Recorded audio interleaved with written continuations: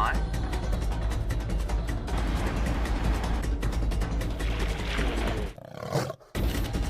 5, 4, 3, 2, 1. You are live, you are live.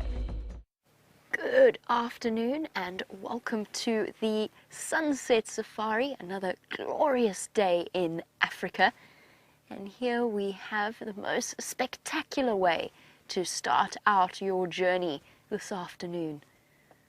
3 relatively lazy and relaxed female lions enjoying the last few rays of warmth before the evening starts to get a little bit cold.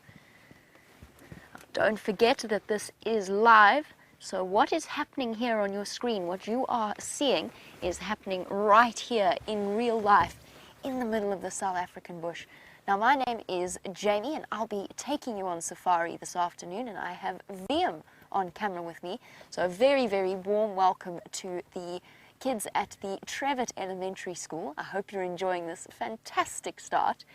Now, because it's happening right here in Africa, what that means is that you guys can actually ask us questions about the amazing things that you're seeing on the screen right now. And let's just have a look back at our wonderful lions. Basically how this works is that myself, well, I will be driving around, and Violin, who is the gentleman sitting on the back of the vehicle, he will show you all of the fantastic things that we have to see. He's quite camera shy though, so you might only ever see his thumb every now and again. Then we have a gentleman called James sitting in the tent, and he's going to tell you all kinds of marvelous things about the smaller animals. And we also have Steph and his cameraman Brian, who will be conducting a bushwalk.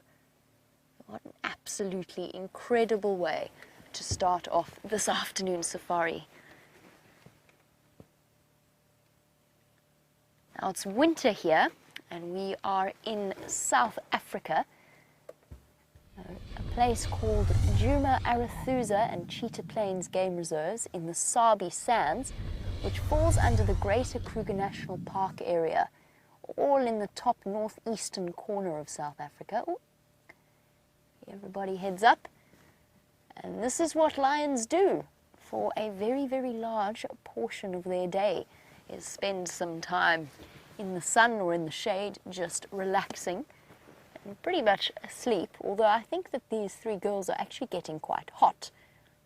They're all lying on top of each other. They are all family members. So lionesses in a pride, the females will either be mothers, daughters, cousins, aunts, but they will all be connected in some way. This morning these lovely ladies gave us a little bit of a runaround, appearing where we couldn't see them and then disappearing before we could get to them. I'm really glad that they've decided to come out and play. These lionesses we call the Nkuhumas pride. Usually there's 5 of them. 2 of them are missing. One, I think, is busy with her cubs off away from the rest of the pride, because when a lioness has new babies, she actually goes into hiding for a while. She'll go and find a nice safe spot where she can keep the cubs away from the rest of the lions and away from any of the other dangers that they might face. And it's only when they're 6 weeks old and kind of able to stumble about that she'll bring them out to meet the rest of their family. I think one of these females has also got babies with her. I haven't had a chance to have a close enough look at her, but you never know. It would be a bit early for them to be out away from the den, but you never know, so we're going to be really careful when we reposition around here, because there's always that possibility that there's a little cub hiding away. And hello to Alexander. You were wondering about how much a lion can sleep.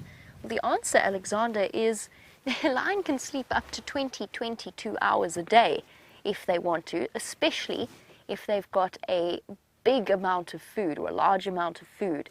So if they've managed to catch a buffalo and are eating it, they can sleep pretty much most of the day, and they alternate between eating and sleeping.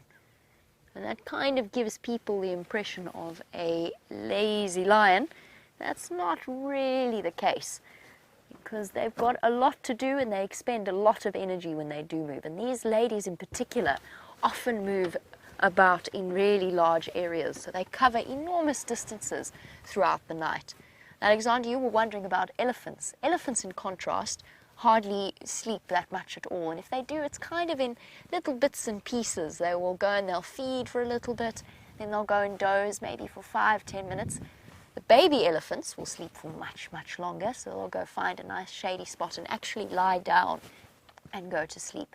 But the best time to see animals is first thing in the morning or as it starts to get dark. So this morning we went out really, really early. At 4:30 in the morning we were driving around looking for the different animals. It was freezing cold for us, very, very chilly in winter, but it was a magical experience because that's one of the best times to be in the bush. And since they have all flopped down, I am thinking about repositioning. So I think about going around to get you a different view. But before we do, Emma, you were wondering about how long a lion will live. It depends on if they're a male or a female, Emma. So the females live for slightly longer than the males, and that's because the males actually have a really tough life. They have to constantly defend the territory and the different females that they control over a period of time. And that means often they don't live past 10 or 11 years old. That's the sort of average life expectancy. For the females, they can live a little bit longer, or paw in the air. They will live up to 13, maybe even up to 16 years old in the wild. The females live a little bit longer. So while we try and get a different view for you and maybe a view of their beautiful faces, let's head out to Steph, who is walking about on foot.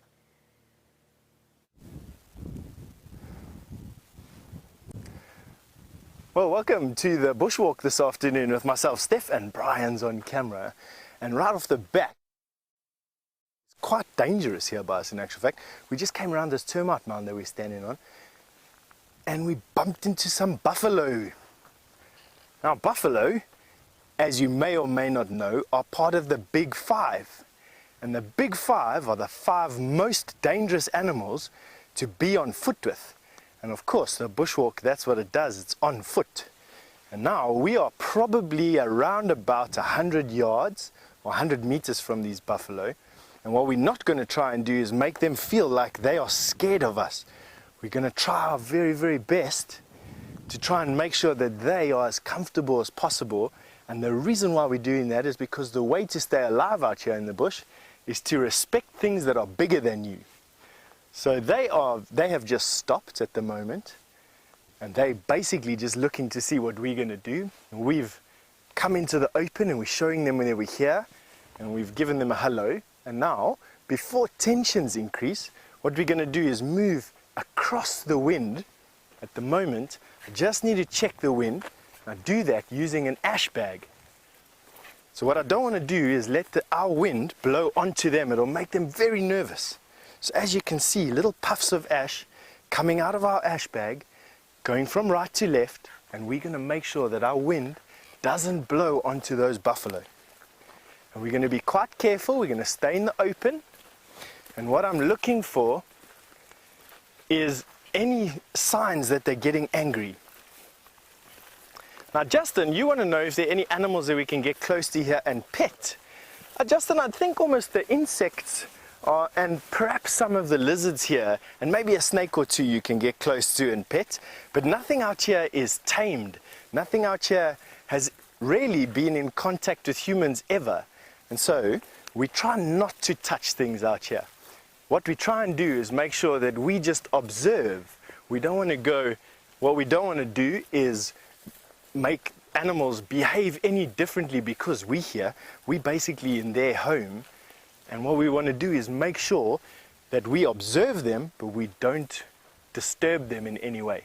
That's what we're trying to do. If we disturb an animal, I almost take it as a personal insult to that animal. We try our best not to disturb them, which is why these buffalo that we've got over here, as you can see, they're not angry with us. They, I think, want to get to a pan that's close by. A pan is a place where there's some water. They're not angry with us. They just stopped to see what we are doing, Now we're out of their way and they're carrying on walking. We're quite safe for the moment. I think what we need to do is just carry on walking a little bit more sideways. So Mia wants to know how long a buffalo's horns are. Mia, a buffalo's horns from tip to tip that you're watching over there are probably about this far apart. About this far apart, Mia. It's about 3 to 4 feet of buffalo horn between the tip of one horn and the tip of another. That's how big they are. They're really, really big. They're not as big as a North American bison though. By about 400 pounds, your bison are actually bigger, believe it or not, than our Cape buffalo. I just want to be walking with them. What I'm trying to do is aim for another termite mound here. It's going to give us a little bit of height, and that's good when you've got buffalo close by. And have a little bit of height, and the reason for that is that buffalo are a bit more scared of you when you're taller. But it looks like these buffalo are actually just moving right where we were standing. We've given them the open pathway and they're now moving on. As you can see, they don't even look at us anymore. And that for me is 100% in terms of scoring. We haven't changed the way that they're behaving and they're carrying on to their pan and we're nice and safe. So what we're going to do is, while myself and Brian found another interesting thing to show you, is we're going to send you over to James, who's in the tent. Good afternoon, everybody, and I know that you love to be in a tent because a tent is such a fun place to be when you're in the wilderness. And here we are, look around us here, lots and lots of bush everywhere, and we're in a very special tent because it's a bit like a museum as well. And here we have a lion's skull. Now you saw those lions asleep there. They're all female lions, of course, but this is a big male lion. Look how big his head is in comparison with mine. Now I've got a head a bit bigger than yours, but not quite as big as Steph's, but it's still much bigger than Steph's even. And the two things I want you to do is notice how huge his teeth are. Can you see that? Enormous teeth. And he didn't go to the dentist, this fellow, you see that. His teeth cracked, and that's because he was very old when he died, and he didn't have a very good dentist. And then the other thing I want you to do is look at this particular piece of the skull over here. Okay? Now, I'm going to put it down on the desk, and what I want everybody to do is the following, please. So, have a look at my face, and what we're going to do is I want you to take your hands like this, and I want you to touch your head above your ears. Okay? Can you do that? Right? Now, chew up and down. And you feel that? And you feel the muscles here. Now, on you, those muscles are not so very big, but on the lion, look at the muscles. These muscles that you can feel there, those little pieces of muscle in the top of your head, that's where these muscles attach on the lion, and they're much bigger. And that's because the lion has a very powerful jaw indeed, and he can snap shut like that. And that's why a lion has got such a powerful jaw, and our jaws are not nearly as powerful as a lion's.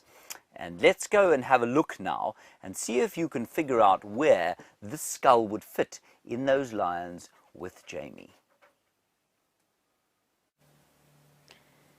Well, I hear that you've been looking at what a lion's skull looks like, and here you have a really good view of a lioness's head, and in this case, have a look at what she's using as her pillow. What do you suppose that might be? We were speaking about elephants earlier. Well, this lioness has decided that the most comfortable spot to put her head is to rest it on a pile of elephant dung. I suppose it's nice and soft, and apparently makes a really good pillow for her. Doesn't she just look so terribly content? And Jeandre, on the subject of animals and their feces, you want to know if I've ever stepped in scat. So predator scat is particularly bad smelling, and for lions, they definitely have the worst smelling scat of any of the predators. And the answer is, I'm ashamed to say, yes, I have stepped in it, and the smell stays with you for days and days and days, no matter what you do to your shoe.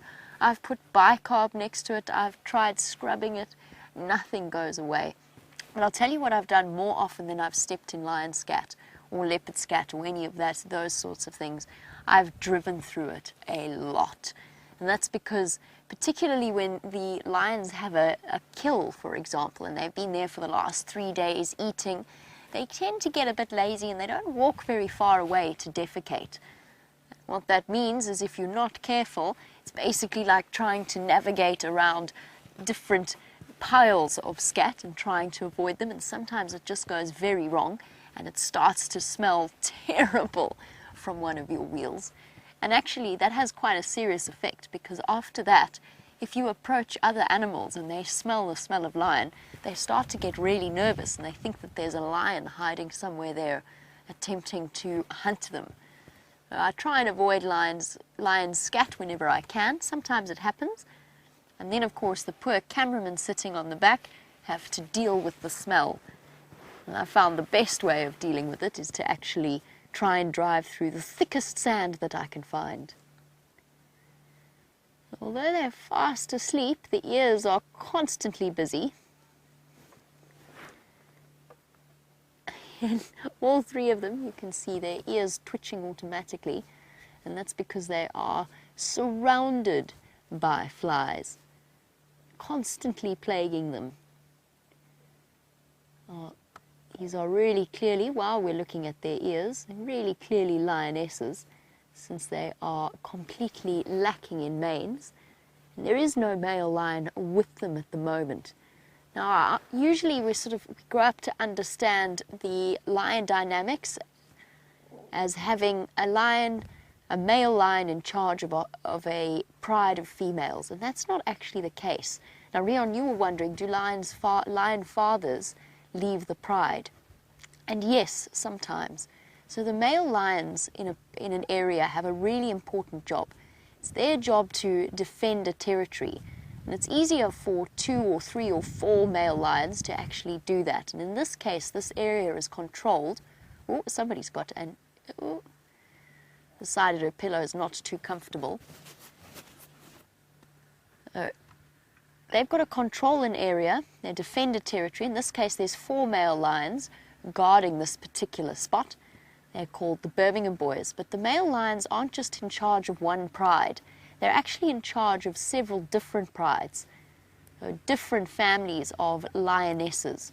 So yes, they do leave the pride for a considerable period of time, often moving away and going off to mark their territories. But they do come back and they do play with their cubs and take care of their cubs, sort of, in a very abstract kind of way. Just bear with me 1 second. I'm going to finish off that answer, but I just need to let one of the other guides know that he can come and join us. Of course, you're more than welcome. You might have a better view if you go around to the road that leads to Gallagher Pan and then come approach the sighting from there.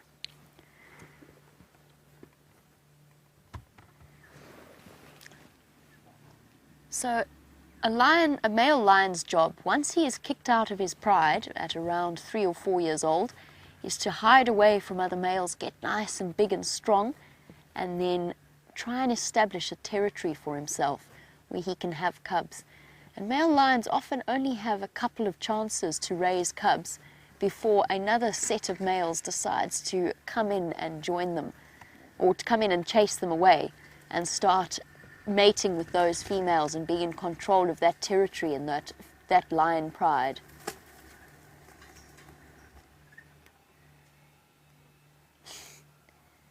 The females of a territory very, very closely bonded. They're each other's best friends. So Hayden and Breon, you were wondering about the twitchy ears of the lions. And you were wondering what is the problem. Well, it's the flies.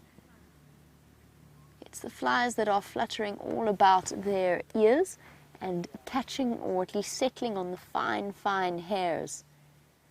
sorry, it was Caden that was asking about the ears twitching. And sometimes if you look closely, you might even see their tails twitch as well.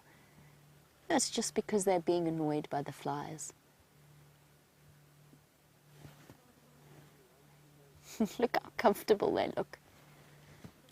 A lioness doesn't really have a sense of personal space. They like to lie right on top of each other.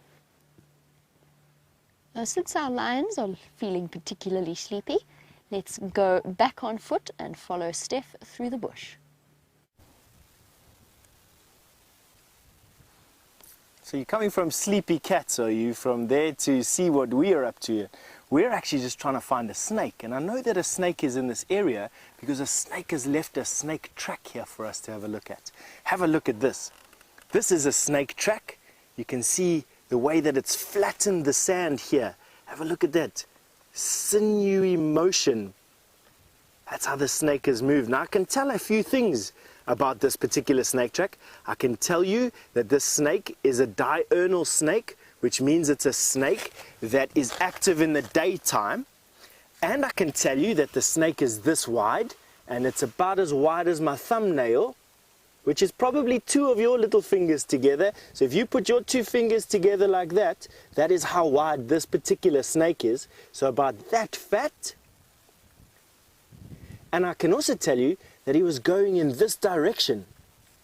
And I know that because have a look at how he's pushed the sand here. This little ridge he would have used to push his body in this direction. Don't forget, snakes don't have any arms or legs, and so he would have used his body to push up the sand, and then he would have made a circular motion like this and pushed the sand, and a circular motion like this, like this, and pushed the sand and like this, and then he struggled. That's why it's been flat here. And then right at the top, push the sand again. And now I'm going to step away and see if you can see the tracks that this little snake made when he crossed the road. Those are the tracks that I've just shown you. And then you can see the tracks on the top there, and then when he went off the other side.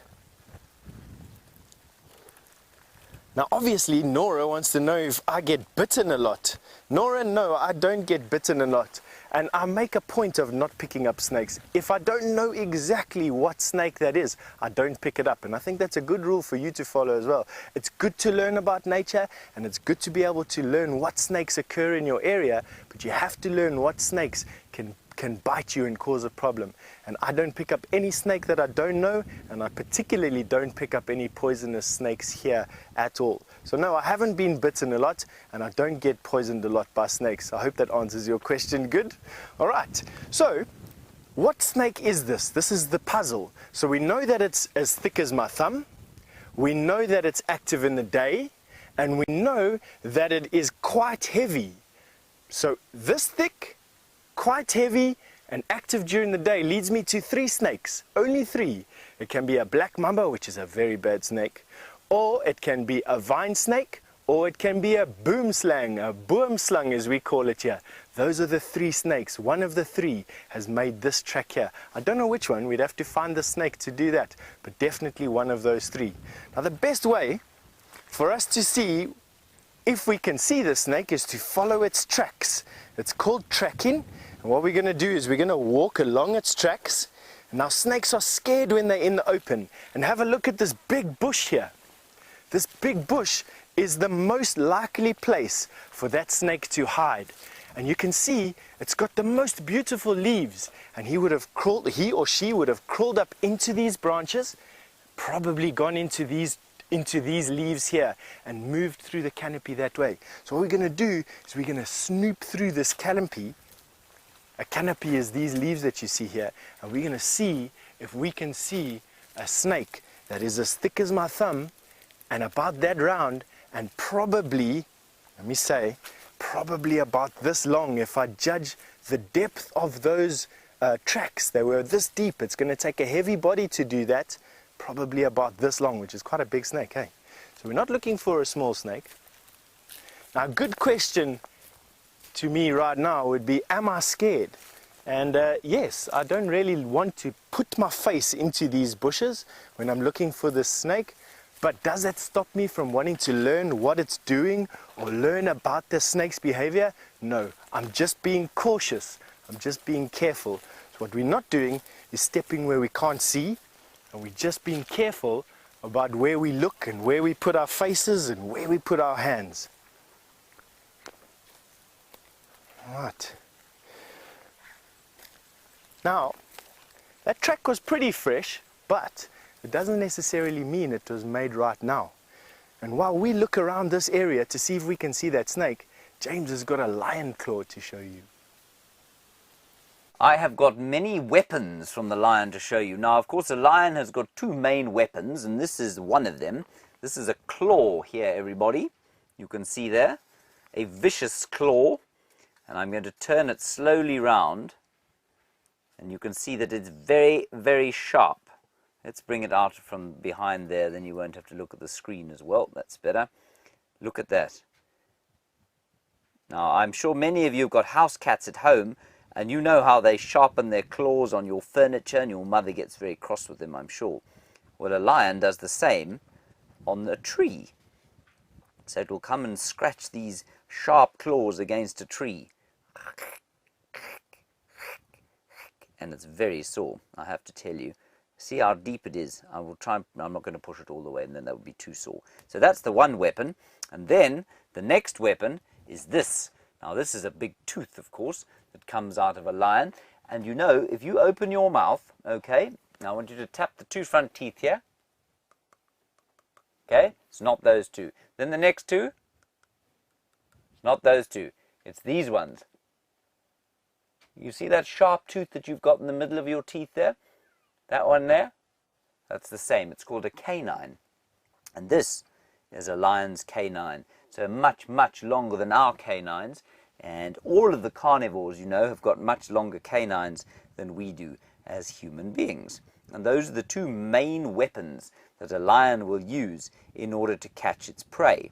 Now, of course, the other weapons that it uses are great speed. So they're very fast. They're able to catch their prey, and they stalk them through the thick bush. So you saw Steph walking through the bush there. Well, Steph is trying to be as quiet as possible, but the lion is much, much, much quieter. Now, before you go back to the lions, I'm going to show you another kind of skull, and this is the skull of a black-backed jackal. Now, you all know what a coyote is, don't you? This is the same sort of skull as a coyote. Now, you can see that it's got very similar kinds of teeth to the lion, just much, much smaller. Okay, so all of the carnivores, all of the animals that eat meat are closely related to each other, and you can tell that from the way that their teeth are put into their heads, basically. Let's go back to the lions live. They're fast asleep, I can see, so let's go back to Jamie and find out what she's seen. They are indeed fast asleep, but you have seen now what the teeth of a lion looks like, and you've seen what their fierce claws look like. So although they just look like sleeping kitty cats, it's important to remember that they are fierce and very effective predators. So Jeandre, you were wondering whether or not they kill every day. And the answer is no, usually not. It depends though on how big the animal is that they've managed to kill and how many lions are there when the kill is made. So generally, a lioness will eat once every 3 to 4 days, or make a kill every 3 to 4 days. They will then gorge themselves, so they eat as much as possible before leaving the kill behind. And then it takes them 2 or 3 days to digest that meal properly before they get hungry once again and it's time to go hunting.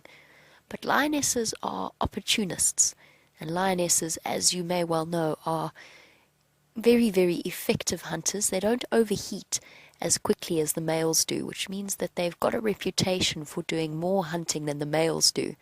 That doesn't mean that the males can't hunt.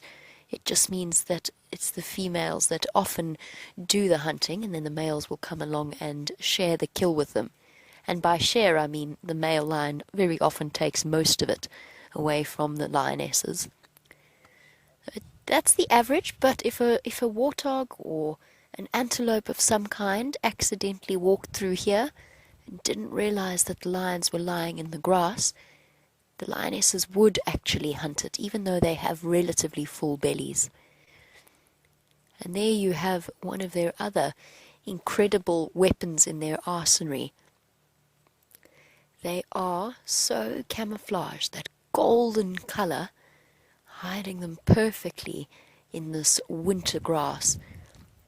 The only reason I spotted them was because the sun is lighting up their slightly lighter colored bellies. But an antelope could wander across from behind that termite mound and accidentally bump into the lions. And Kira, you're wondering, have I ever seen an animal snacking on another animal before, or a lion snacking on another animal? We probably see that, I would say, at least once a week, or maybe once every 2 weeks if it's been very quiet. But we often see them. So yesterday there were lions munching on a buffalo not too far away from here. So we do see it relatively regularly because there's a couple of different prides of lions that we have a chance to see. Well, an incredible way to start your safari. You've seen Africa's biggest predator. Now let's go and see the world's largest mammal.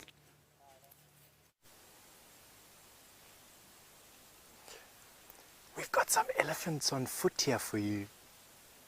Now, elephants on foot are even more dangerous than buffalo on foot. Today is just one of those days that we've got all these things for you. But they're over my shoulder. They're just eating in the bushes behind us. Now with elephant, especially elephant in a herd like this is, you've always got to be careful about where you're standing. And right where we are now, there's not too many big termite mounds. So you always got to check the wind. Now, the wind is moving across, so it's not blowing our smell onto the elephants, which is good. It's also quite gusty, and there's a lot of leaves around, which is masking my speaking, and that's why they're still busy eating. You can see their trunks above the bushes. They're busy having a late lunch, a tea for lack of a better word.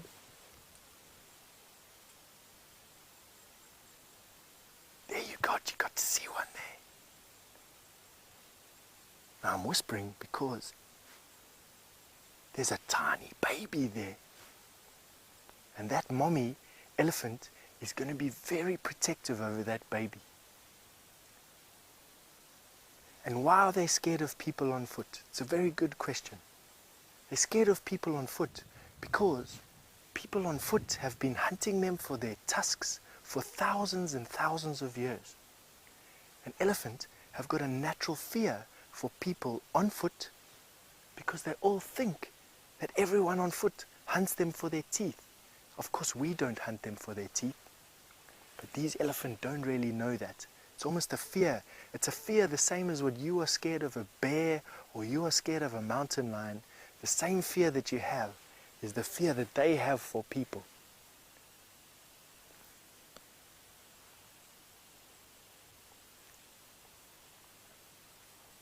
Victoria, their tusks can be as long as I am, even longer. The longest tusks recorded are this tall. Those elephants, their tusks are about this long. So from here all the way to the floor. Now all I've got is the bums of those elephants. They're busy feeding on top of that termite mound there. And remember what I said about respect?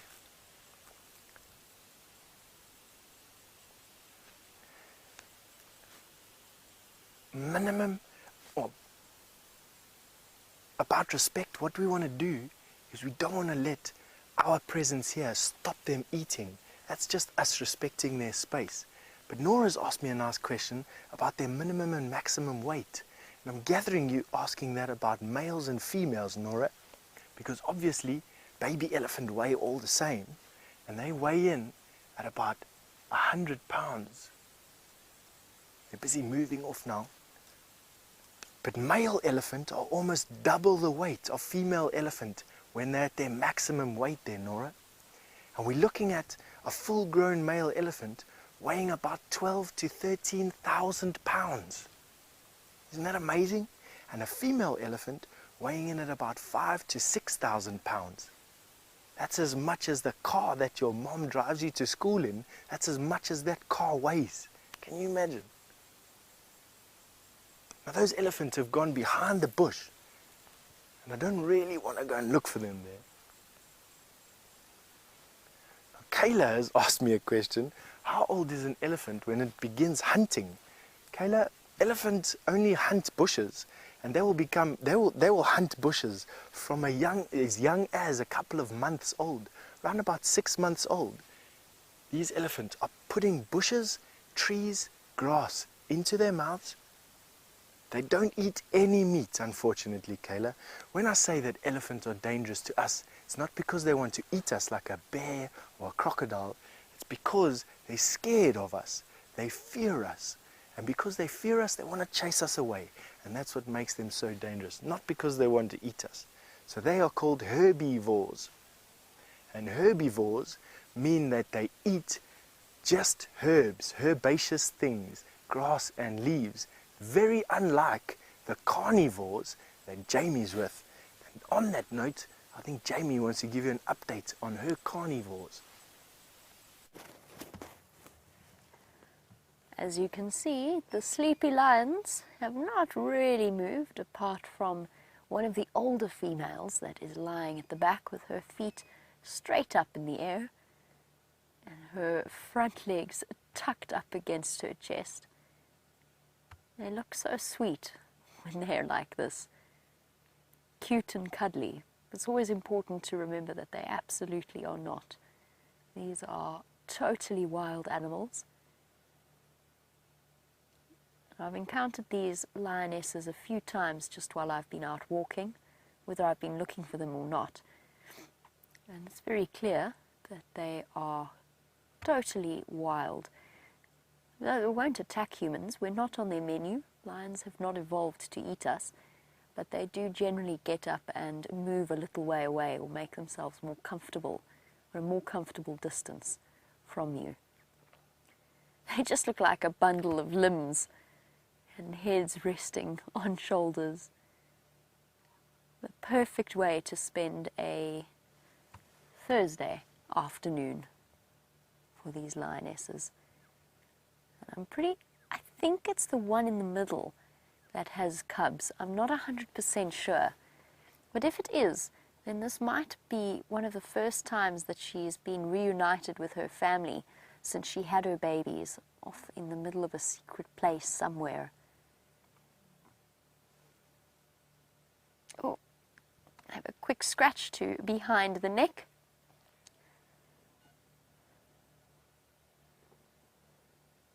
It's time for us, very sadly, to say goodbye to Trevitt Elementary School. I'm so glad that you all could join us, and I'm so glad that we got to share this experience with you.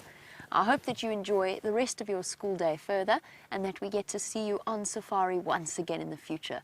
Bye-bye, and have a wonderful day. Oh, that sun is very bright. I'm going to speak to you guys like this. I'm positively blind. But continuing for our regular viewers, welcome to our sunset safari. I can't look at you anymore. There we go. Let me find it. There we go. Thank you, Viam. Viam's trying to shade my face for me. I'm going to just keep trying to follow the camera. For those of you who are joining us for the first time, we were just conducting a drive for some kids as well as you guys, but geared towards and sort of talking towards 9 to 10-year-olds in the States. So if you are joining us for the first time, this is live, and you can also send through your questions on #SafariLive on Twitter, or you can email through to questions@wildearth.tv. And what a wonderful way to start. I was sort of driving out, anticipating a serious search operation in order to find the 2 lionesses that Viam and Brent had this morning. That gave us, as I said, quite the runaround in circles trying to find them. I must have missed them by minutes when they walked across Mvubu Road. Anyway, here you are, and as you can see, a mystery lioness has joined them. I don't know where she came from, but she's here now.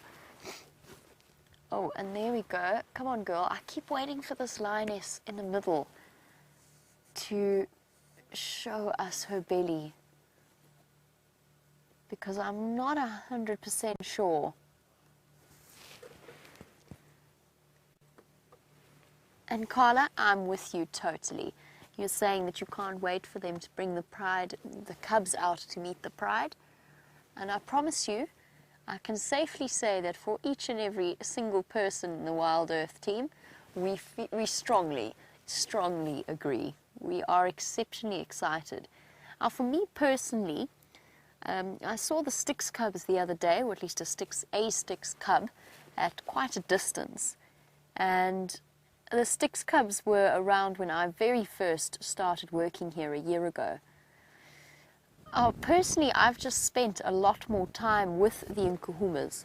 So to have time with them and to see their babies for the first time after witnessing all of the turmoil that they went through over the last few months, I'm exceptionally excited to see the confirmation that the cubs that peace has finally settled for now, and that the Birmingham boys have secured the area and started to pass on their genetic line.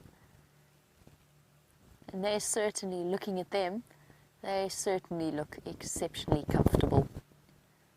It's amber eyes at the back, and then the other two. Now, I'm sure you're all exceptionally excited to see James in the tent, and I'm not planning on going anywhere anytime soon. Why don't you go and have a tour of the tent, and then we'll be back with these lions a little bit later. Hello everybody, we're just trying to sort things out in the tent. Now what I thought I would do is show you around here and see what's going on.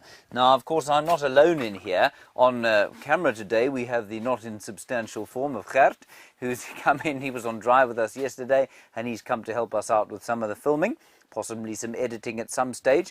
Let's start at the desk. Now this is my control console, of course. I can see what's going on. I can see that Jamie's fast asleep on her vehicle. Steph is knocking about. He's just hidden from the camera, of course, now because I think he's probably also snoozing on a termite mound.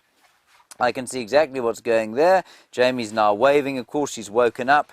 Steph is also... No, he hasn't done anything. Here is where I will be able to sort of talk to the final control if we need to send questions from you guys and where they don't have radio. Here is a collection of books, which is sort of decorative, but I may consult one or two from now and then. And then here is the kind of museum piece. And we're hoping to make this quite a lot larger over the course of the next little while. We are... Oh dear, there's be banging going on here. We're hoping to go and fetch a whole lot more samples from various places. And now let me move my chair out of the way and show you what Jeandre's been doing. The first thing, of course, we need to show you about Jeandre is his disgusting foot. Jeandre, show us your foot. No, James. Jeandre, show us your foot. Come on. There it is. Look what happened to him, everybody. He stood on a nail. And he's now probably going to lose that foot. It's full of disgusting pus. Yes. And it really is quite foul. He niffs awfully. Right? But Jeandre is hard at work here. And up here we have the lighting system going up. There's a network of things in the roof. And that's being done by the string wrangler here, Chelsea Green of Washington. Say hello, Chelsea. Hello. There we go.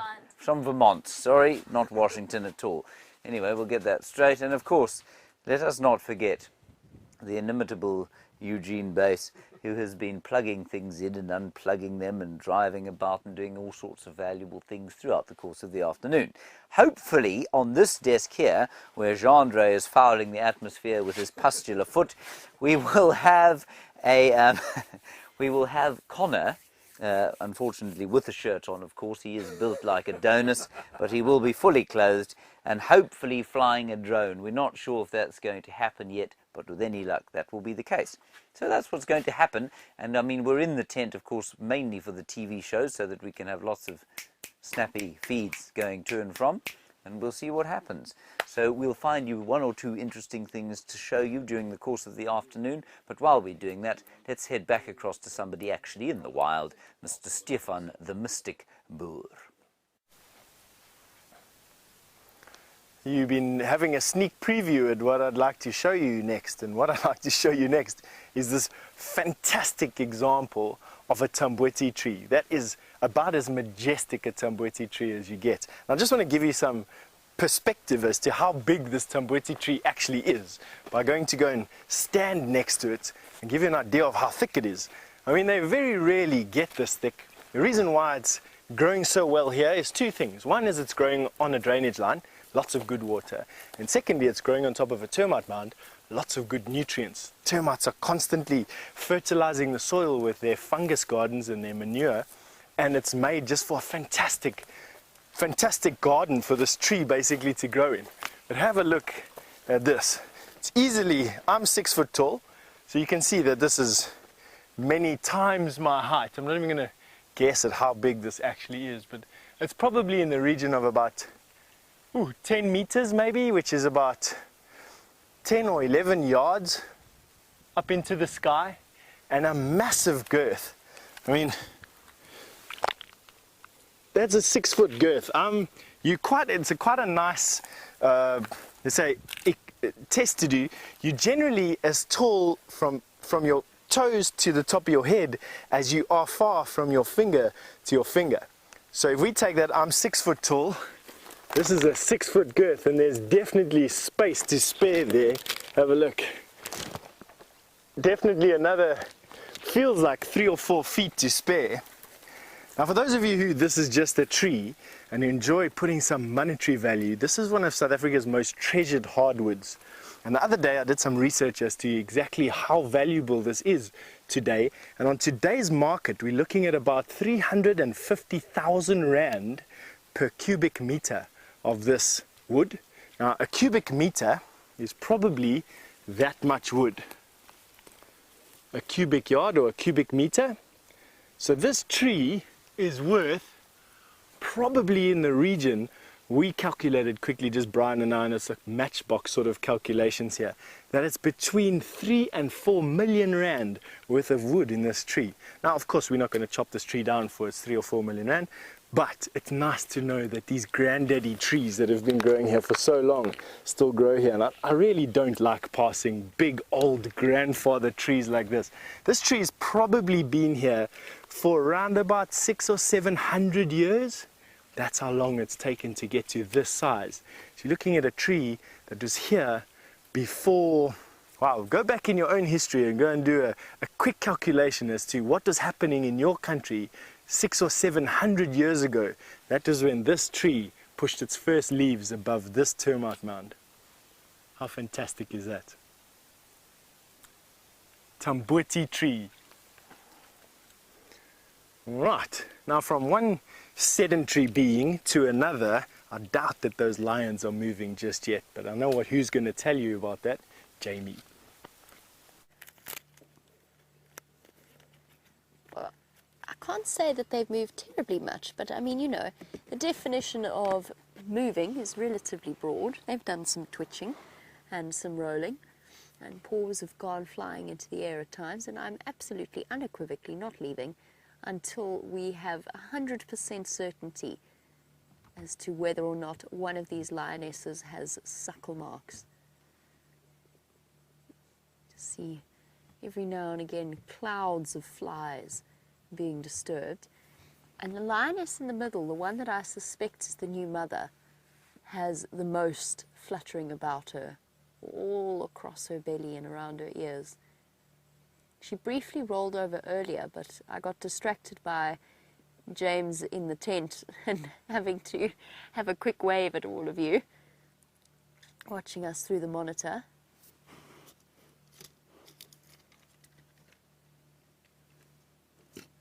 There you go. Every now and again you can see the fluttering of the eyes and the ears.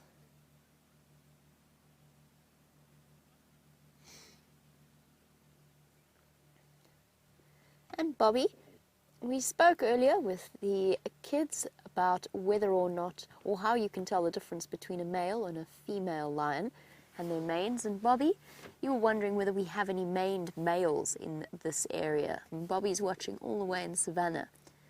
No, not that I've ever heard of or has ever been recorded in this particular area. That maned female in Botswana, who's had quite a lot of research conducted into that bizarre occurrence, is a genetic abnormality that is even rarer than the recessive white lion gene. So that leucistic gene that is passed through some prides of lions and some generations of lions. There's an orange on my dashboard that I completely forgot about. Let's just pop that over there. I was using it as a rest so that I could take a picula. Been trying to practice James's photograph technique using my binoculars, but I kind of forgot that my makeshift sandbag was still on the dashboard. Sorry. So Bobby, not that I've ever heard of. She's very interesting, that maned lioness, because it's such a strange thing to have happened. Oh goodness, lion pile. Oh, let me find a comfortable position for my paw. You're definitely, a lion with personal space issues would have a very tough time of things out here. They're very, at times, very cuddly animals. With each other, that is. You definitely don't want to go and cuddle one of these lions yourselves. Look at her, she's got her paws wrapped around.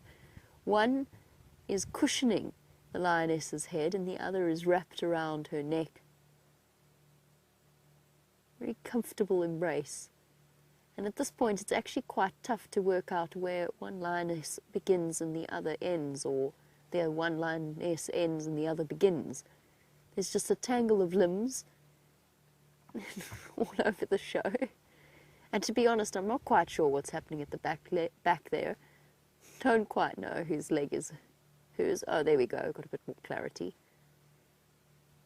Just going to casually kick you in the belly. And look, you can even see their claws a little bit.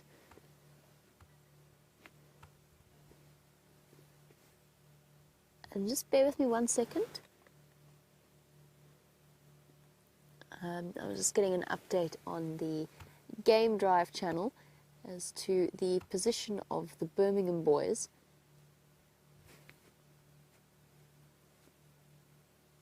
It seems as though 2 of them are on Torchwood and at least one in Buffelshoek. Oh, he's stretching out their feet. And don't they look absolutely stunning in this afternoon light? Really taking on the rich gold.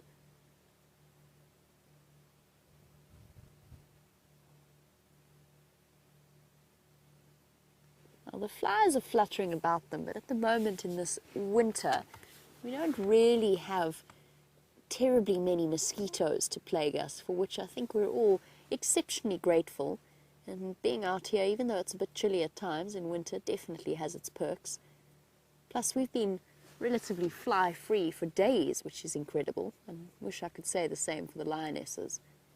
But on the subject of mosquitoes, we have a question about whether or not lions can get malaria like people. And Alan, you were wondering about whether or not they get malaria. No, girls. And certain animal species can get malaria, but it is not the same strain, or cannot be passed from humans to animals or vice versa. So a lot of the primate species can get infected with the plasmids or the protists that are responsible for the malaria infection. Lions, as far as I know, are not one of the main carriers, and any circumstances of malaria would be exceptionally rare. In fact, to be honest, Alan, I'm not 100% sure that lions even can get malaria. I know that certain animals can, but it is rare. And a lot of those will be birds and bats, a couple of rodents, maybe some of the antelope species. They might be able to slightly infected, but I'm not 100% sure about lions. Well, since the lionesses are looking so incredibly comfortable, but our lioness in the center has not yet rolled over to reveal her belly, let's head over to Steph, who's got a fascinating study in the flora of the area. Now, from one ambush predator to another, have a look at this minuscule little spider. This spider is obviously trying its best to look like the center of this flower. But what I actually want to show you is how tiny this little spider is. It's an ambush predator waiting in the middle of the flower, looking like a piece of pollen, which will then grab a fly or something coming down to pollinate it. But let me give you an idea of how small this thing actually is. That is my baby fingernail.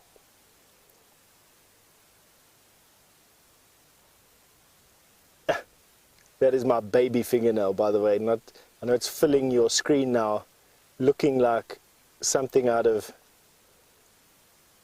Luckily, I've cleaned my fingernails today. Hey? But have a look at that tiny little spider. And that little spider has evolved the ability to know it needs to look like the middle of this flower. It's got this big abdomen at the back that's white.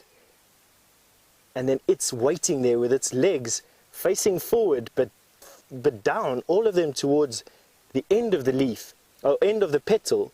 And obviously, as an insect comes in, it'll come in to suck the nectar in the flower, and this spider will lunge forward, grab it, stabbing into it with its fangs, and envenomating it, and thereby immobilizing it. And in actual fact, you can see its legs are longest, closest to its head. And that'll give me another indication that this little spider grabs those insects with its front feet and not really its back legs. So definitely a sedentary spider, not web living on these little flowers. What the spider actually is, I wouldn't have the faintest.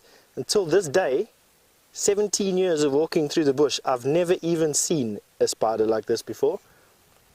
And have a look at where we found this spider when we stand up now to give an idea of what is around us. In this seemingly empty piece of bush is this one flower, and what we've done is we walked up to the flower to test ourselves what is on it, and on it is that tiny little spider that you can see over there. Isn't that amazing? Oh, hang on. Oh, my old knees and my old hips, everything creaking up. All right. And on that note, we're going to send you back to James while I stretch out. He's got some bugs at his tent. Oh. Now, everybody, over here, we try in the tent, of course, to link up with what you're seeing out in the wild. And Steph was showing you a Waltheria flower there, and there are a few butterflies left. It's a few straggling remainders of the summer that are still around. Now, I'd love to tell you that I'd caught this particular butterfly. I did not. Geraldine the cheesecake caught this fellow, and you're not going to get a great view, I don't think. Say when. Okay. How's that? So I'll just open my fingers a little bit and see him come out. Did you get him at all? That's called a scarlet tip, everybody. And they are eating, well, you might actually, you can still see him there. I don't know if you can see him there. Probably not. Anyway, he's eating those Waltheria flowers that Steph was showing you, and those are some of the last flowers that there are around here. We've seen a couple of the yellows eating them, we've seen a few of the blues eating those Waltheria flowers, but otherwise there's not much left for them. And you can see that that fellow's wings were starting to lose their scales, he's starting to lose his luster as the season has lost its luster and we go into the middle of the winter time. Anyway, that's the story with the butterflies. Now let me get back into the tent. Excuse me. Get out of the way, Hoppy. Disgusting. Now apparently there's a question coming through, but I'm losing it, I'm afraid. Are you getting that? No. No, Kirsten, I'm afraid not. Not coming through. Let's try channel number 1.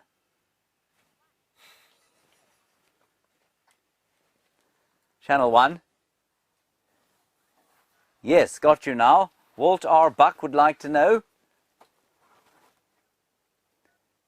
No, not working. Oh, this is very awkward.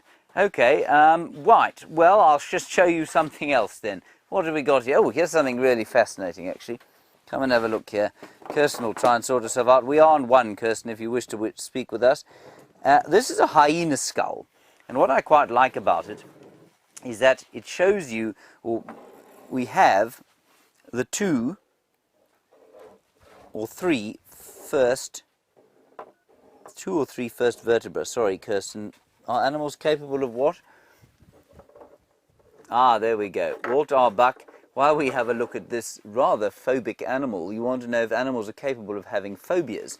Well, no, I wouldn't think that they are, really. I think that you'll find that a lot of the psychological disorders that plague human beings have been kind of, a lot of them are genetic, we know, and they remain within the population because it doesn't affect our ability to breed necessarily. But if you happen to be a paranoid schizophrenic impala, you are unlikely to make it to the point where you're actually able to breed. And I mean, I know that might sound a little bit frivolous and facetious, but it's completely true.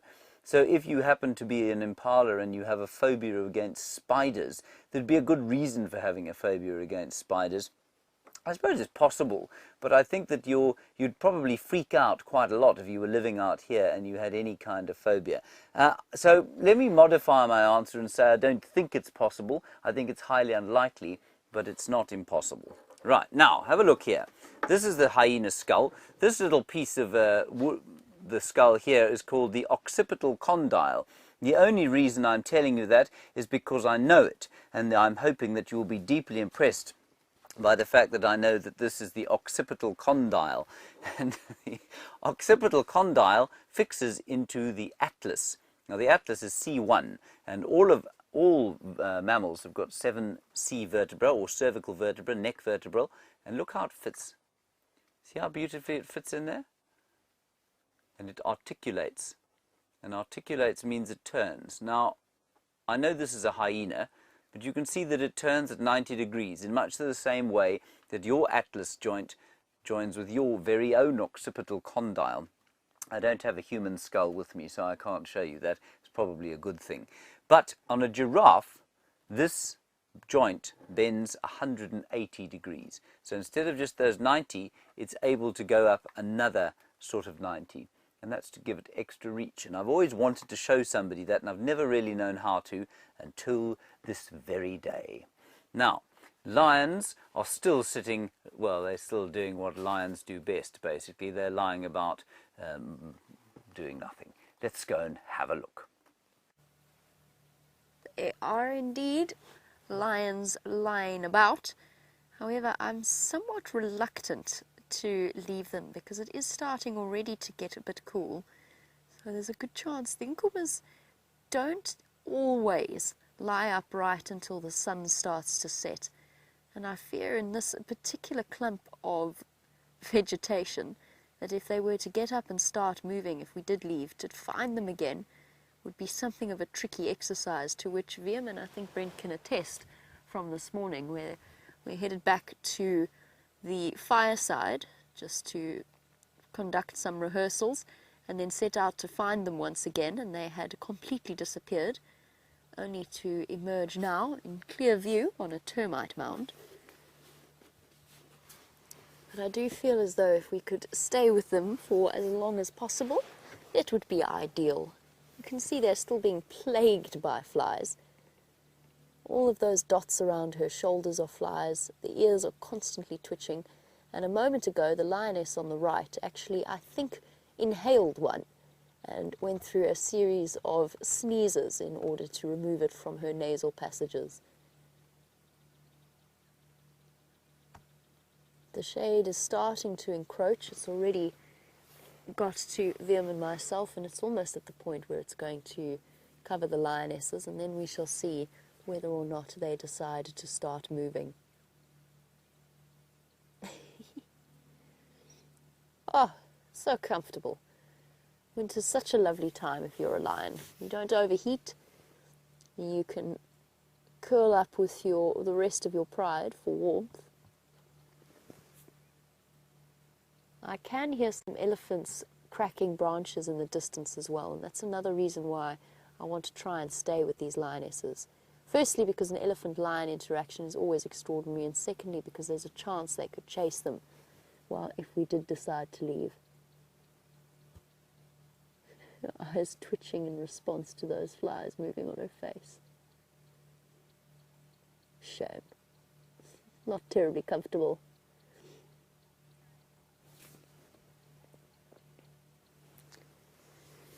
And James Richard, on the subject of lion diseases, we spoke about malaria earlier, and I said I wasn't 100% sure if lions carry it, but I think that there's a possibility. You want to know if they can get a feline distemper, similar to, if not even the same as a domestic house cat. And yes, they can. They can get feline distemper. They can also get what is known as FIVs, so feline immunodeficiency virus, similar to the human HIV virus. Well, they can get that as well. Luckily for us, I don't think at the present time there is too much in the way of a problem with the transmission of those sorts of diseases from domestic animals like stray cats or dogs. As you know, the canine distemper has had a devastating effect on a wild dog pack in the Lower Sabi area of Kruger National Park, resulting in the loss of an entire pack. Now that is something that has spread a bit more quickly than a feline distemper, but lions, as true feeders, as true cats, can get it. Far more risk, or the higher risk, however, is from something similar to the rabies virus. The rabies virus is probably their greatest risk in terms of diseases.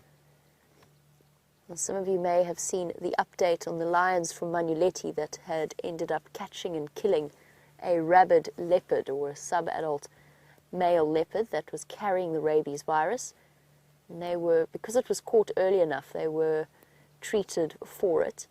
Now there's some argument that the larger cats actually have a degree of resistance to the rabies virus, that they can act as passive carriers in a similar way to animals like bats. They're not being physically affected by the symptoms of the virus themselves. As I said, it's something that hasn't been conclusively proved either way. They can get rabies, but it's unknown what degree of resistance they might have to it.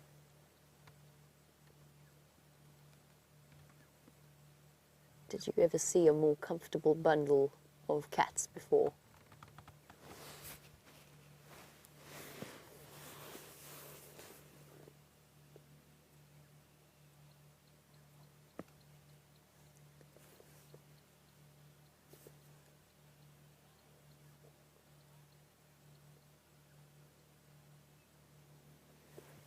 Bill, you were wondering about the presence of the flies and why they are attracted to the lionesses. Well, it's because lions in general are, whilst they look incredibly clean and pleasant looking, are actually relatively parasite-ridden and actually quite smelly on closer inspection. There's lots of particles of dirt and bacteria and things that the flies are more than happy to come and settle on. Just look at that. And teeming with these little flies. There's also the possibility of moisture coming from the lions themselves, which the flies want to enjoy, especially at this dry time of year, where there's very, very little moisture out in the air. And that is one of the big reasons. It's a reason that Liam and myself are particularly grateful for, because the flies haven't yet discovered us in any way, which is unusual. In summer we would be teeming with them, but at the moment we've been granted a degree of reprieve. You're also wondering why it is that lions can eat raw meat and human beings can't. Well, there would have been a time when the ancestors of human beings would have been able to. I mean, they've built up an immunity from a very early age. They've got antibodies and a digestive system that is built to cope with raw and rotting meat, and lions will eat the most incredibly unpleasant and rotten carcasses without any ill effects. Sometimes they get a bit queasy, They might have an upset stomach for a day or two, but for the most part their digestive system far more robust than ours, and their immune system in that sense far more robust than ours. So that is the way in which they manage to cope. While we wait for our lioness in eager anticipation to roll over and show us her belly, let's head back to Steph on foot. Now, from one incredibly dangerous feline to one incredibly dangerous spider, what you're having a look here, or at here, is one of South Africa's most dangerous animals or organisms. This is a violin spider. This is a female violin spider, and we've disturbed her in her nest. I was looking for any critter I could find, and we've picked up this stump. We've exposed her, and she's just standing basically in the sun trying to act invisible. But it gives us the most amazing chance to see one of South Africa's deadliest spiders just sitting quite still for us. They're nocturnal, they move around at night. She in actual fact moves a lot less than males do. She in actual fact lives right here. This is her home. And she's been here for a number of years. She's probably been here for a good 2 or 3 years. Now spiders, when I say 2 or 3 years, it's not uncommon for spiders to live up to 35 years. Can you imagine? 25, 30, 35 years is quite common for spiders. I can see at least 3 or 4 of her exoskeletons here. And I know that then she's probably 3 or 4 years old, this spider. Isn't that amazing? Have a look at that. She's obviously not deadly in terms of jumping at my face, fastening her fangs into my throat and killing me on the spot. But you absolutely don't want to get bitten by this spider. This spider you do not play with. This spider has got a very virulent cytotoxin. Now what that means is that it breaks down the cell walls that make up your cells and basically leaks all the contents in the cell wall out. So she bites you.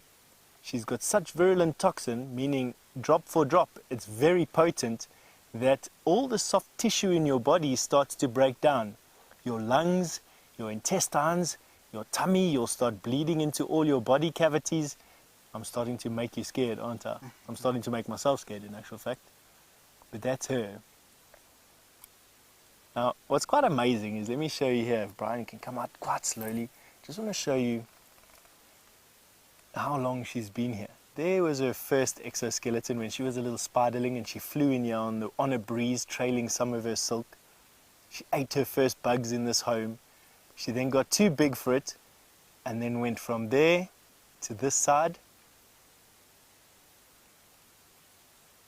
And then she went to there, and that was her third one before her current body size that she's got there now.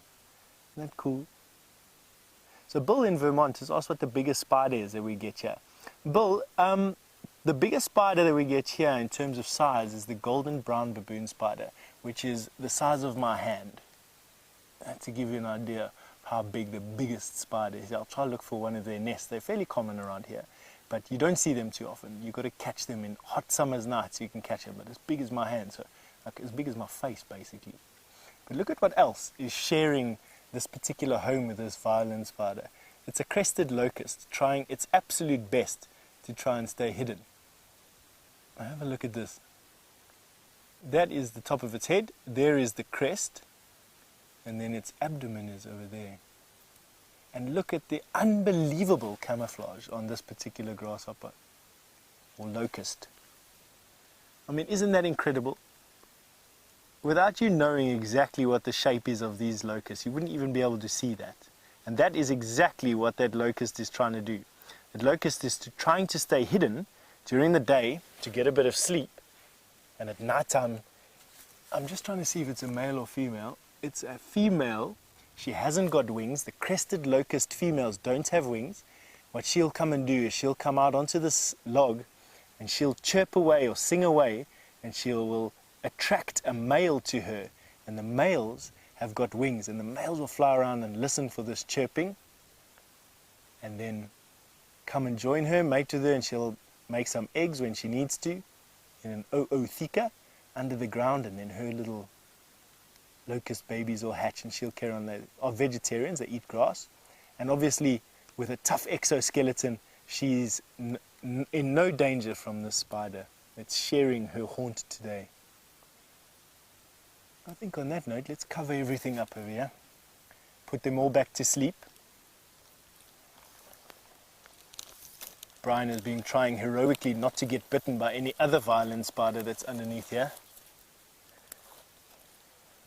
Alright, and from one sleepy log to another sleeping log, those lions with Jamie are just waiting for you to go and have a look at them. Surprise, surprise, the lionesses have barely stirred themselves, and yet our lioness in the middle remains a mystery to us for now. I think that if we haven't got a view in the next sort of 10 minutes or so, we might reposition and try again from a slightly different angle. Although, knowing my luck, what she'll do is she'll just roll over as soon as we get a little bit closer.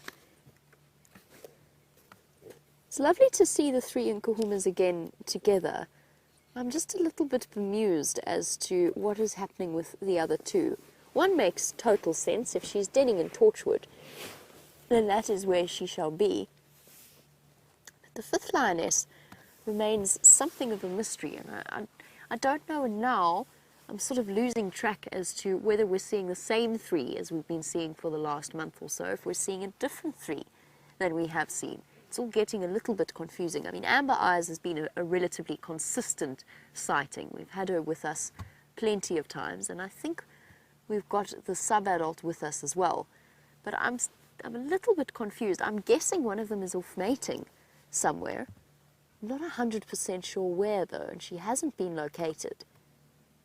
Unless we have one extra denning female. We'll have to wait and see. I'm not 100% sure. It was only really two lionesses when we saw them before they started having their cubs that looked exceptionally pregnant.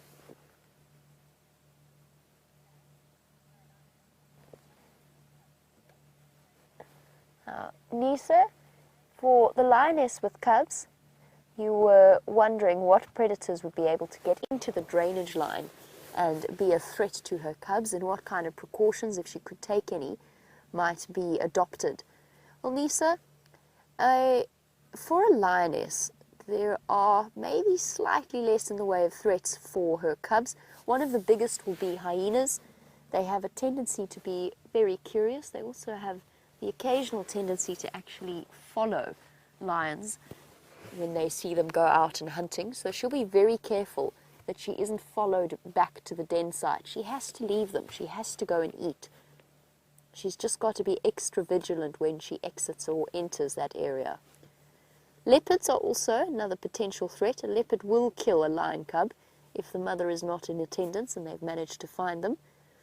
And what she does to try and sort of mitigate that risk is to keep the den very clean.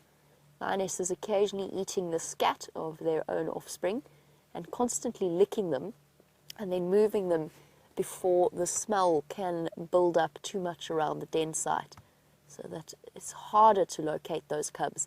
And the instinct of the cubs is incredible to witness. Now, a lion cub, when faced with a threat without the guidance of its mother, will actually, sorry, I thought I heard an elephant, will actually try and remain as quiet and still as possible. Sometimes they get confused and they actually give away their position because they start to contact call. But often what their instinct to do, you've kind of seen it with Karula's cubs, that they've got that instinct as soon as they're faced with a threat, instead of running towards their mother to hope that she will protect them, they go running up into the trees, which is exactly what they need to do in terms of survival. For the lion cubs that are not really as gifted in terms of their climbing skills, and also they're much, much younger, they're going to try and hide in the densest vegetation they can. Snakes are also a risk, although that is relatively rare. Birds of prey, but again, it's dense vegetation, they'd have to spot them first. And then, as well as those things, there's also the presence of buffalo in this area. And there are plenty of recorded cases of buffalo singling out and crushing lion cubs. Kind of, I guess, in a way that if they kill them whilst they're small and defenseless, then they will not be a threat to them in the future. That must be the logic and the reasoning there. It's a difficult time. And I just want to take out my earpiece for one moment because I'm trying to listen for alarm calls that I think I'm hearing. Just bear with me a second.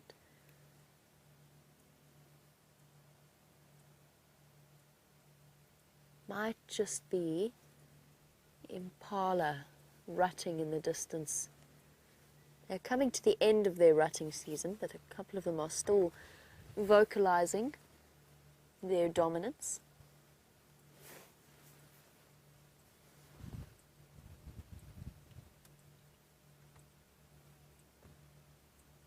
The lioness, her most difficult time will be to defend the cubs from an adult male lion. Now, these lionesses are fortunate in that the Birmingham Boys territory is relatively stable at present. They've found themselves a good spot, and they've also tried to establish themselves right in the center, or at least have their den site right in the center of the Birmingham Boys territory. If, for example, they'd decided to den around Arethusa, which is on the fringes of the Birmingham Boys... Oh, hold on. Can we see suckle marks? I'm going to keep looking. However, Steph has a snake for you, and I don't want to keep you in case it disappears. So go have a look at it. We found a little dead snake. I don't know what killed it, to be honest with you. It looks like it has been injured, except that it's quite hard to say. It's been dead for a couple of days. And I know that it is a Cape centipede eater from the fact that it's got this brownie colored body, but that black head is a dead giveaway. And it's funny, but this year has been the first year that I've actually seen Cape centipede eaters. Myself and VM found one on walk the other day, and this is another one, albeit a dead one, but this is another one. Now, we had a cold snap here a couple of days ago, and I'm wondering if it isn't due to that cold snap that it died. Obviously, food hasn't been very plentiful this year. The insect load this year has been very, very poor, and therefore the predators on insects haven't been very numerous, and the predators on those predators haven't been particularly lucky with finding food. And I think a combination of a cold snap and a lack of decent food has led to the demise of this little snake. I don't think it was stepped on, it was underneath this log. It was fairly well protected. I think what it tried to do was get out of the cold, but not having enough food in its belly, definitely, I think, that's my opinion at least anyway, has led to the demise of this little snake. Now, a centipede eater, as its name implies, it hunts for centipedes underneath the logs. It's quite small. I'll put my finger there for a bit of reference. There's my hand. As you can see, and I don't have particularly big hands. Tiny little guy.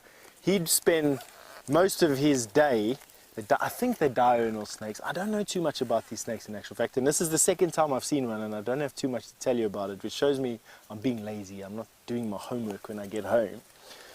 But what they do is they basically worm their way through nooks and crannies in bark and under bark and in bushes like this, looking for centipedes. They then strike the centipede. They do wrap up the centipede, they hold it tight, biting that centipede, injecting what for us is a very mild venom, but for the centipede obviously kills and incapacitates that centipede pretty quickly and then swallows that centipede whole. So do we want to get bitten by this little guy? No, not really. They can't really do anything to us. They're mildly venomous for us. I don't know what fang configuration it has. It might have a front fang or a back fang. One of the two.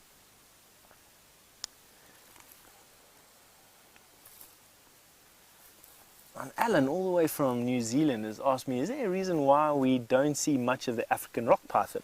Alan, there are actually a lot of African rock pythons around here, but we really only see them at night in January to March and after rain. That is the only time we really get to see African rock python over here, unless you know where one is hibernating.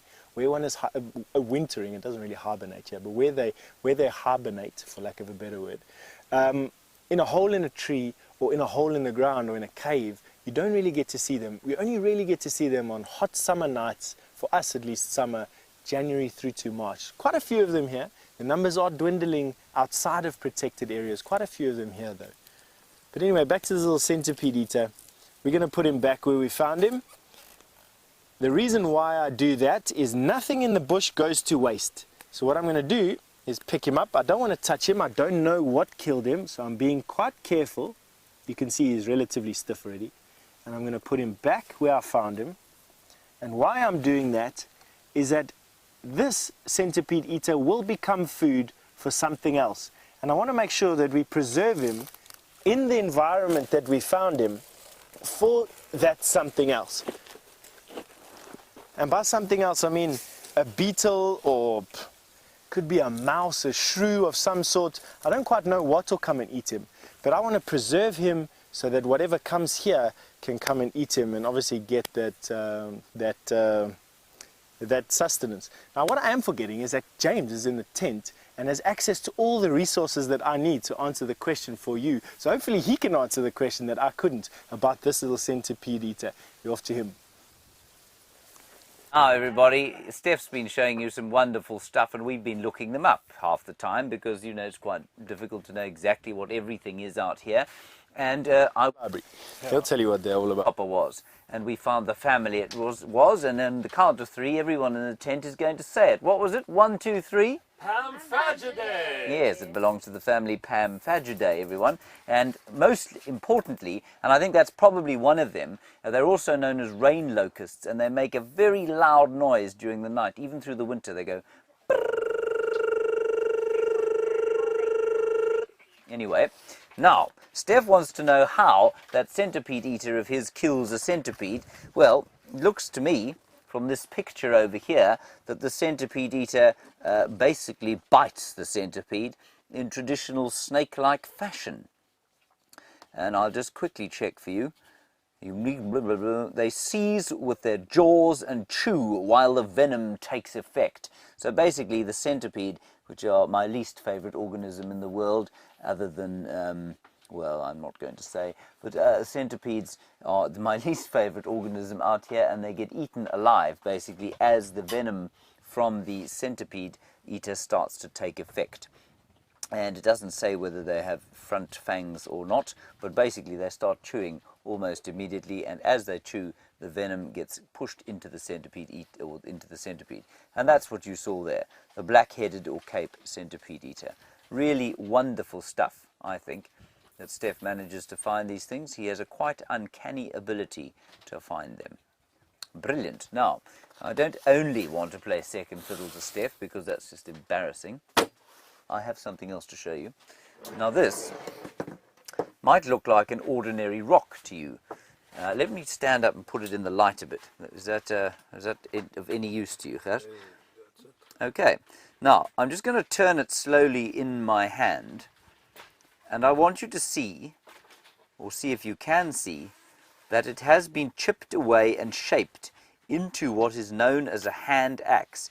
Now, if you know what you're looking for around here, you will find these sorts of things all over the place, and they vary from this very large size to much smaller ones that would have been used on perhaps even an arrowhead. So what you would do with this if you were a sort of Stone Age human being knocking about here, I don't know, say up to 10 to 20,000 years ago, you'd have one of these, and in order to break up bone, to get the marrow out of the bone, and I don't know if you remember, but I've spoken extensively about how important it is to be able to get the marrow out of a bone if you're a human being, because fat is a very limiting nutrient out here. So if you were to take a bone like this enormous elephant bone here, Jerry, where's this other one? Oh, here we go. Now, let's say you came across an elephant carcass, right? And the elephant carcass was much fresher than this bone here. This one is virtually a fossil. And you knew that inside here, inside this hip bone from the elephant, it was full of marrow. And that marrow is a delicious thing to eat on toast, but if you're a Stone Age man, you obviously don't have any toast to put it on, but you have it, and you want to give it to your wife specifically because she needs fat in order to carry your baby to term. This is all, of course, very patriarchal, but let's pretend that that's how it was back then. Then you'd take your hand axe like this and you'd smash it because your hands and your teeth are certainly not powerful enough to do that. It would open up and it would expose the marrow inside. And that's what a big, heavy hand axe like this, I think, would have been used for. So I think that's quite interesting. And there was something else of vital importance about marrow I wished to explain to you. It's now, of course, disappeared entirely from my mind. So I guess... Oh, this wasn't about marrow at all. I mean, I'm assuming this is a human being, a Homo sapiens, that made this thing. But you know what? Around here, there are any number of other kinds of humans or hominids, and so maybe it's even more than that old. Maybe it's more than, say, 50 or 60,000 years old. Maybe it's 100,000 years old. And being 100,000 years old, it may have been used by maybe not a human being, but a different kind of hominin, an ancient ancestor, which I think would have been absolutely amazing. Lots of different humans and hominids that walk these plains, 200, 300,000 years ago. What a story it would be if this hand axe was able to tell us who had used it in its prime. On that sort of ponderous note, let us head back to the lions who are pondering the mysteries of sleep. They're doing some very serious pondering, some positively intellectual pondering of the mysteries of sleep. However, speaking of mysteries, we have solved one of them, and that is where the missing Nkuhumas is. She is currently mating with a male around Torchwood and Buffelshoek. At the moment she's in Buffelshoek. She was at Torchwood. Oh, that's where she has been hiding. And hopefully she will return once she's done there. So, let's have a look at that exposed belly, shall we? The lioness with the 2 spots on her nose. Does she have suckle marks? I'm not 100% convinced that she does. It's so hard to tell because the nipples are situated at the back, which is not the clearest view, so more towards her back legs than her front. And I'm not sure. I'm not quite convinced that she has suckle marks. And I think the only way that we're going to confirm that is when she does get up. Oh, she's having a good belly scratch, chest scratch. I love it when they do that.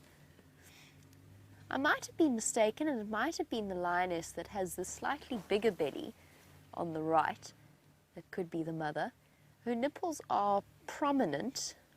They're distended, but they don't look like, to me, it doesn't look like there's suckle marks there. And there's one lioness that has always had a slightly more prominent nipples than the others. And to me, that doesn't look like cubs have been suckling in that area. So a suckle mark basically looks like places where the fur has been wet a little bit and then dried and gets all crusty, and it kind of forms an almost perfect circle. Just bear with me a second, have a look at those lionesses. I've just spotted a moth. Oh, and I'm going to try and get it for you without it disappearing. No, come here, it's okay. And it is a moth that I would never have known the name of if not for our live safaris and the incredible resourcefulness of our various viewers. It is so beautiful. Oopsie. I'm afraid it's at the end of its life. It's still alive, but it had, oopsie, no, it had collapsed at the bottom of the vehicle. There we go. Here we go. Isn't that just one of the most extraordinary looking moths you have ever seen in your entire life? Just look at those wings. And those patches here, if you look here, are actually transparent. Those patches, those almost eye-like structures on its wings. It is a moth, not a butterfly, for it rests with its wings open. However, it is a daytime moth with those bright colours. Now this is called, hold on a moment, and I have Jeandre in Illinois to thank for this. It is called a Bowers frother moth, is what it's called. Bowers frother moth. With that bright pink on the top of the back, and then the very clear black dots. And I mean, it is pink, it's neon pink, actually. Just too beautiful for words. Beautiful transparent dots on the wings and on the legs. That bright pink again, shame. It's right at the end of its life. Trying to think what to do with it. Don't really want to turf it out to the elements since it is so vulnerable as it is. And moths, as you know, have a relatively short lifespan. And this one has obviously lost a feeler. Oh dear, shame. I think I'm just going to let it live out the day, live out its last few hours in my box here, rather than trying to sort of stick it out into the wild. So I'm going to do that. It can sit on my Stevenson Hamilton book for now. There you go. Whoopsie, shame. Alright, while we let our little moth settle, over to Steph, who is finding more and more magical mysteries of the bush. And there you're having a look at my absolute favorite of all favorite insects. This is a jumping spider, the salticids. And you know, they have a brain weight to body mass ratio that is very similar to ours. And funny that their brain weight to body mass ratio is how intelligence is measured. Now this little guy, he's inside here, crawled inside this leaf. There you go, I want to open him up there for you. They make these little silken cocoons inside these leaves. And they are actually capable of hunting, believe it or not. These spiders hunt. They hunt like leopard and tigers and lion. Have a look at that. Now, the brain of this particular spider extends almost that entire cephalothorax. He's actually watching me, speaking at him at the moment, trying to hide. You can actually see those eyebrow spikes of his lowering. Oh, that's so cute. Oh, that's awesome. Now, those two huge eyes that he has in front there actually give him binocular vision and let them judge distance, and that's how they're capable of... Look at the gold color. It's actually what caught my eye, is these are the only jumping spiders I've ever seen, other than birds and a beetle, the jewel beetles, that have gold. Have a look at the gold on that particular spider. Do you find that absolutely amazing? Now, they can bite. They don't have any venom that can hurt us. You've just seen Brian's huge backpack. Oh, let me just move my thumb out of the way so that he's not that terrified. I'll move him away. There he goes. Now, they jump from one plant to another looking for other spiders. They are carnivorous on spiders, or cannibalistic. And believe it or not, they can learn how to hunt different things. They can learn how to hunt different species of spider, different species of ant, different species of insect, and they learn from every mistake. And they can adapt their hunting technique to adapt to whatever their surroundings are dictating, so they can memorize where a prey species is and approach from cover. I just find them absolutely fascinating. The salticids, they are the largest family of spiders that we have out here. They're the most numerous spider that we have out here. This is one of the largest, this gold colored salticid with those 4 black dots on its head. We find them singly out in these open grass fields. I found quite a lot of them this year, in actual fact. And this is obviously this little spider's retreat for the evening. And we bumped down. I actually watched him go into it. Have a look at that. Having a good look at you, the same as what you're looking at him. That is so awesome. Now, he's probably a male. Sorry, he's probably a female. She is probably a female. And I'm saying that because she lacks the pedipalps of a male. Now, there she goes into her retreat. I'm going to put her back where we found her, which was by this bush. Ooh, this cranky hip of mine is definitely not made for sitting like that. I'm going to put her back where we found her, which was right here.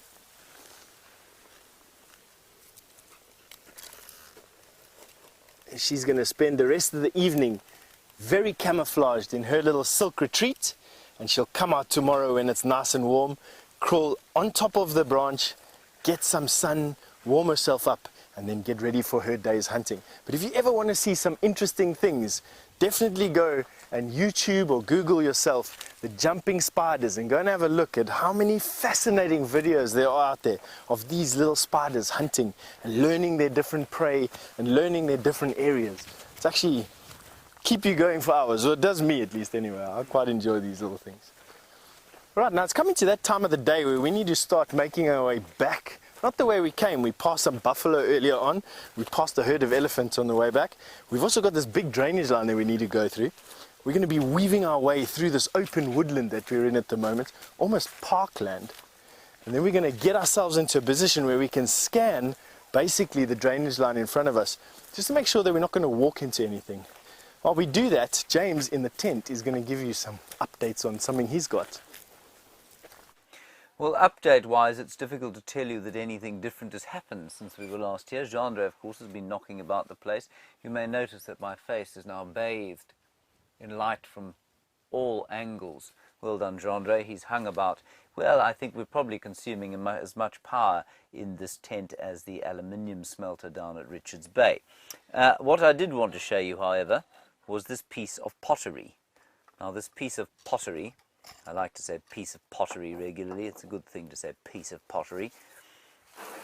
Was probably found in a termite mound, close to where Brent Leo Smith grew up as a small child. It's difficult to imagine him as a small child, but he was once, believe it or not. And it was either used as a kiln. Now, I've heard various various reports as to how and why you find these pots in termite mounds, and I found a complete one once, which I left where the reserve where I was working. Now you can see it's definitely been fired, this sort of clay. So it's clay that's been fired, and you can tell that, I think, from the fact that there's black marking there. And if I turn it slightly so that Gert can get a look at it here, you can see that there's black there, and I think that comes from it being fired. It almost looks like it was fired from within. So that will make the clay much harder than it would have been when it was made into the pot. Now, you find them in termite mounds, and I've heard various reports as to why this should happen. I've heard that people buried them in termite mounds as a sort of banking place. They know that a termite mound is hard, that if you don't put it in a place where an aardvark can get to, then it's a pretty safe place to keep your money. I don't really believe that. I think that's absolute rubbish. But I have heard that you might have put, say, an offering to the ancestors. If maybe you buried a member of the family somewhere near the termite mound, and you would have put an offering to the ancestors perhaps in this pot, which would have been about that big, probably quite a large pot, and put that in the mound. I've also heard, and this is what Brent thinks this one was found in a termite mound that was used as a kiln. Now we know that termite mounds make very good ovens, so they retain heat very nicely, and they're obviously easy to dig into a position where you can sort of put a fire underneath and then have another layer where you can bake bread if you like, or perhaps in this case bake a little bit of clay. Now that would have then been used to carry milk from some cattle or some goats. It may well have been used to carry a bit of honey if the person who made it was very lucky and managed to find a beehive. And it perhaps also could have been used to carry water. Now remember, water is an extremely limiting nutrient out here, and if you want to find water, you've got to be able to carry it. In the Kalahari, people used to use ostrich eggs. Out here, they would have had to use fired clay if they wanted to take water away from where they lived, which I think is all rather interesting. Let's put these back here. Now, Aaron, in New Zealand, you asked me a very nice question, and it's a pertinent one for what we're looking at now. And it's, I suppose, my favorite, you want to know what my favorite part of studying in the bush is. It's interaction, I think, between different things. There's so many fascinating aspects, but for me, it's human interaction with the bush, with the wild. It's our ancient human interactions with the wild. And so seeing things like these clay bits and pieces and the hand axe I showed you, I just think are absolutely fascinating. And I'd love to know the history of these funny little pieces of clay, who put them where they were, what they used them for, how they felt. Were they in fact even Homo sapiens? Perhaps there was some other kind of Homo.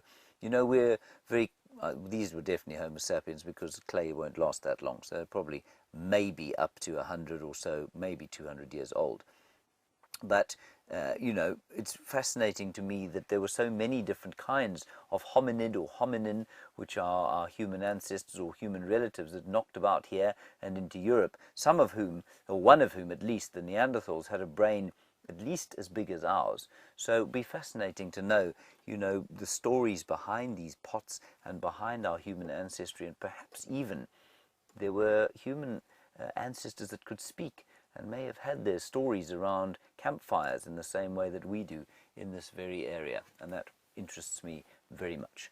Let's head across to, I think we're going back to the lions, which I see a whisker moving quickly.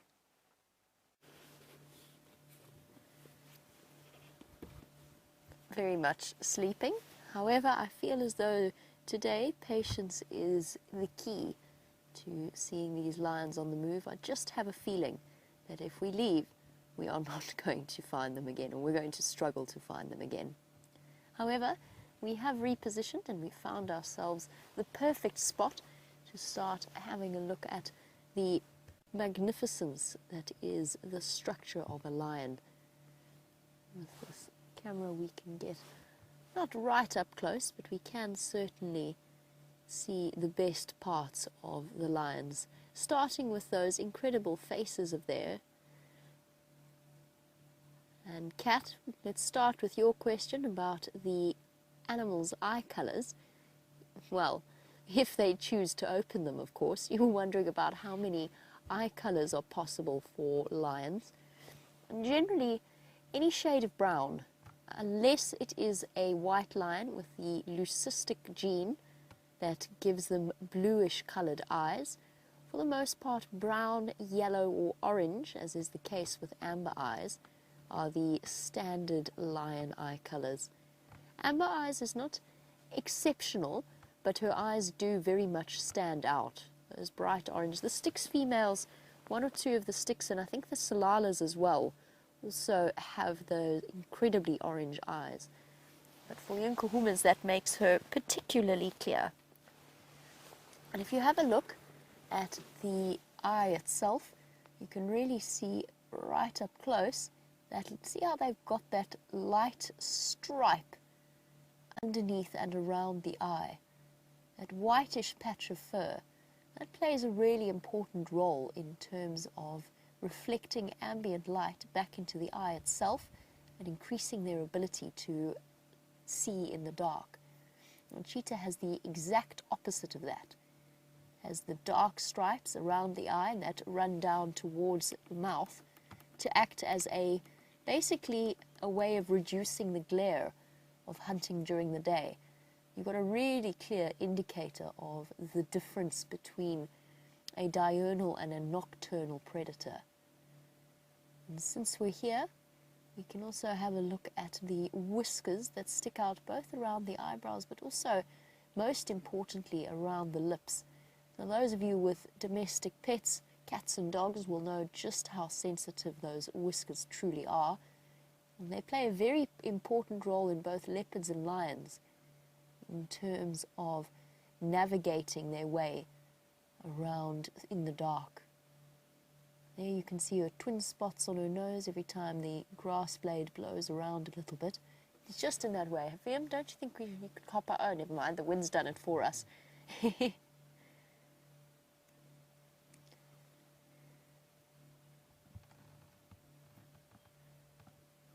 And Bradford, you were wondering, while we watch her face and her eye and her ears twitching in response to the flies, you were wondering, is that an annoyance to the lions that when she's chasing them away?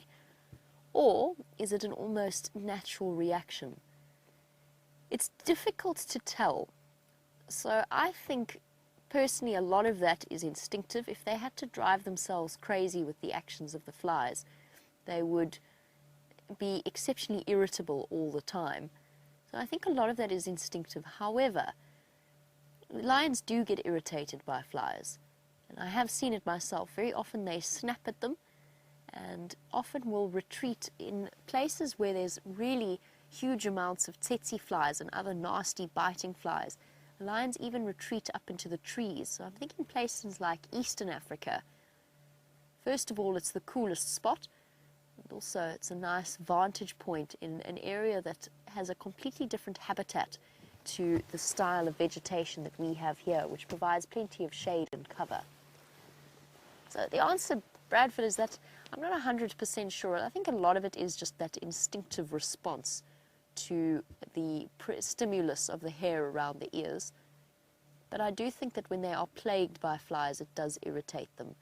But I mean, if we have a look at some point, when we have a closer look at her shoulder and her chest, you can see she's absolutely covered there.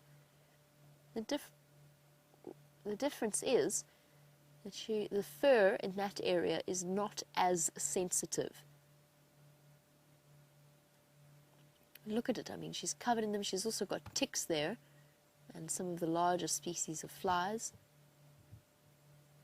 Doesn't look comfortable, but it doesn't seem to be bothering her when they're around in that area. It's more in her facial region where she's got extrasensory nerves that she finds it a bit more irritating. And since Amber Eyes isn't showing us her gorgeous eye color, however, she is presenting us with a nice contrast here. Have a look at the two lionesses facing us, and then have a look at Amber Eyes. You get a sort of an idea of the contrast of the difference in color. So there's that light white belly, and then as Amber Eyes, oh!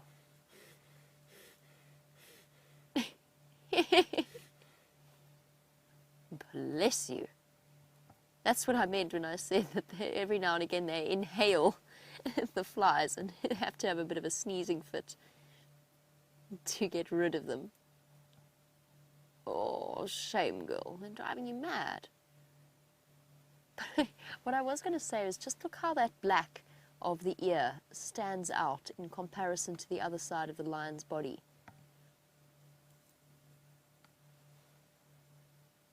I can hear elephants. I know they're coming. Where can I hear these elephants? I'm actually hearing them all around me. Sorry, we'll get back to the black color in a moment. Oh, there.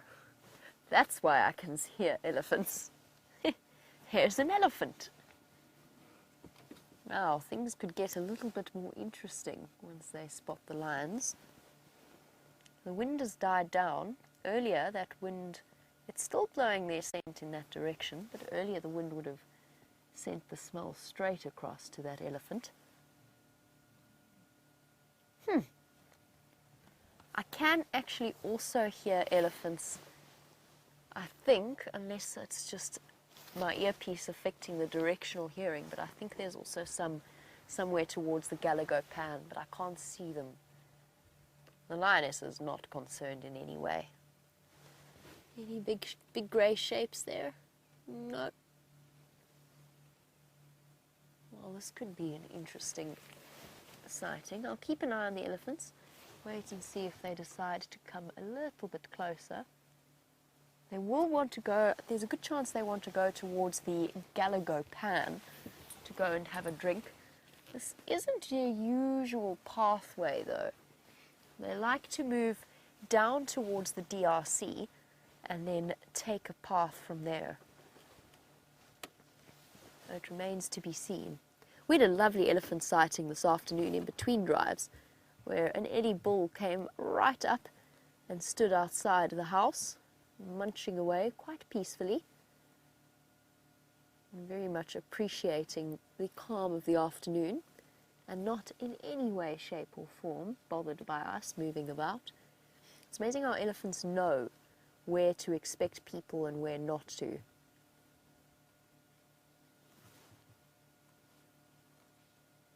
This looks like one young bull. Don't see any more. We'll keep an eye on him. Very often the young bulls are taunted into chasing lions even faster than the older, more mature ones. First of all, because they feel more vulnerable than the larger fully, or the sort of the bigger males that have been on their own for extended periods of time. But also because young male elephants actually really want to prove to themselves and to the world that they are big and scary. And they often do that by taking it out, chasing buffalo, hippos, lions especially. They will come and chase. But I think in this case we might see them miss each other. His general direction looks more like he might go and visit Mr. Henry at the tent rather than the lions. Just some trees moving in the background on the left of your screen. Yep. Well, we'll keep an eye on him. I don't think he is the only elephant here. And if he gets a little bit closer, then we will be able to show you a nice clear view. While our lionesses sleep on, back to James, and I wonder whether he's got any more animals moving about in his vicinity. There don't seem to be any animals wandering about quarantine at all, so what I'm doing is attempting to take a photograph of the sun, which of course my mother detests deeply, but I do feel that it's necessary every so often to take a picture of the sun, so that's what I'm going to do. I'm going to kill my shutter speed slightly and take a picture of the sun, which will be particularly unentertaining to anybody but myself. But you know, at least I will then have a memory. There is my brilliant photograph. What do you think there? Are you amazed? Fantastic. Wonderful. Thank you. Now, we're looking here. We're obviously in the bush. There is nothing stopping animals coming here. And Kat in Tampa, you say you're worried, or are we worried about monkeys and elephants coming to tamper with things here? Monkeys I would be a little bit worried about, baboons as well. They certainly were roosting in the tree just outside there this morning. They came leaping out as we set up at the fireside. So I'd be worried about them. And were they to come in here, baboons, of course, are dreadful trashers of places. They are gangs, and they come into an area, and basically they go to the loo absolutely everywhere they can. So those I would be worried about. But we close the place up. Elephants would come and sniff around here, and there would be almost certainly no reason for them to push over the tent or have a go at it at all. Now, the one other thing I want to show you, now I know many of you will have seen this before, but it is such a special thing to see. Look at this giraffe skull.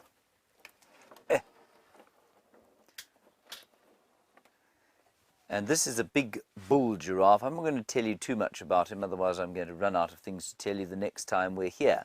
But what I can tell you, remember, we showed you the occipital condyle, remember that lovely term, they're on the hyena, and there it is on the giraffe. And if we compare the two, you can see that the occipital condyle, now I'm going to just have to check this up, but I'm pretty sure I'm accurate here. I may have the wrong joint, but I'm pretty sure I'm right. You can see that the occipital condyle on the hyena is a lot rounder than that on the giraffe. And I think that's probably because it has this ability to articulate 180 degrees. The giraffe can bend this joint 180 degrees, whereas the hyena only through 90 degrees. So that's what I have to tell you about that particular thing. And then have a look at the dentition. Oh dear, bits and pieces are falling out of this thing.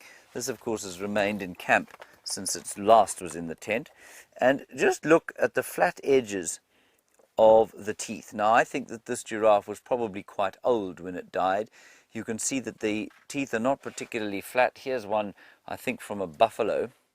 You see that one there? Now that's a lot flatter on the edge because obviously the buffalo was a bit younger when he met his end, probably at the teeth and claws of some lions.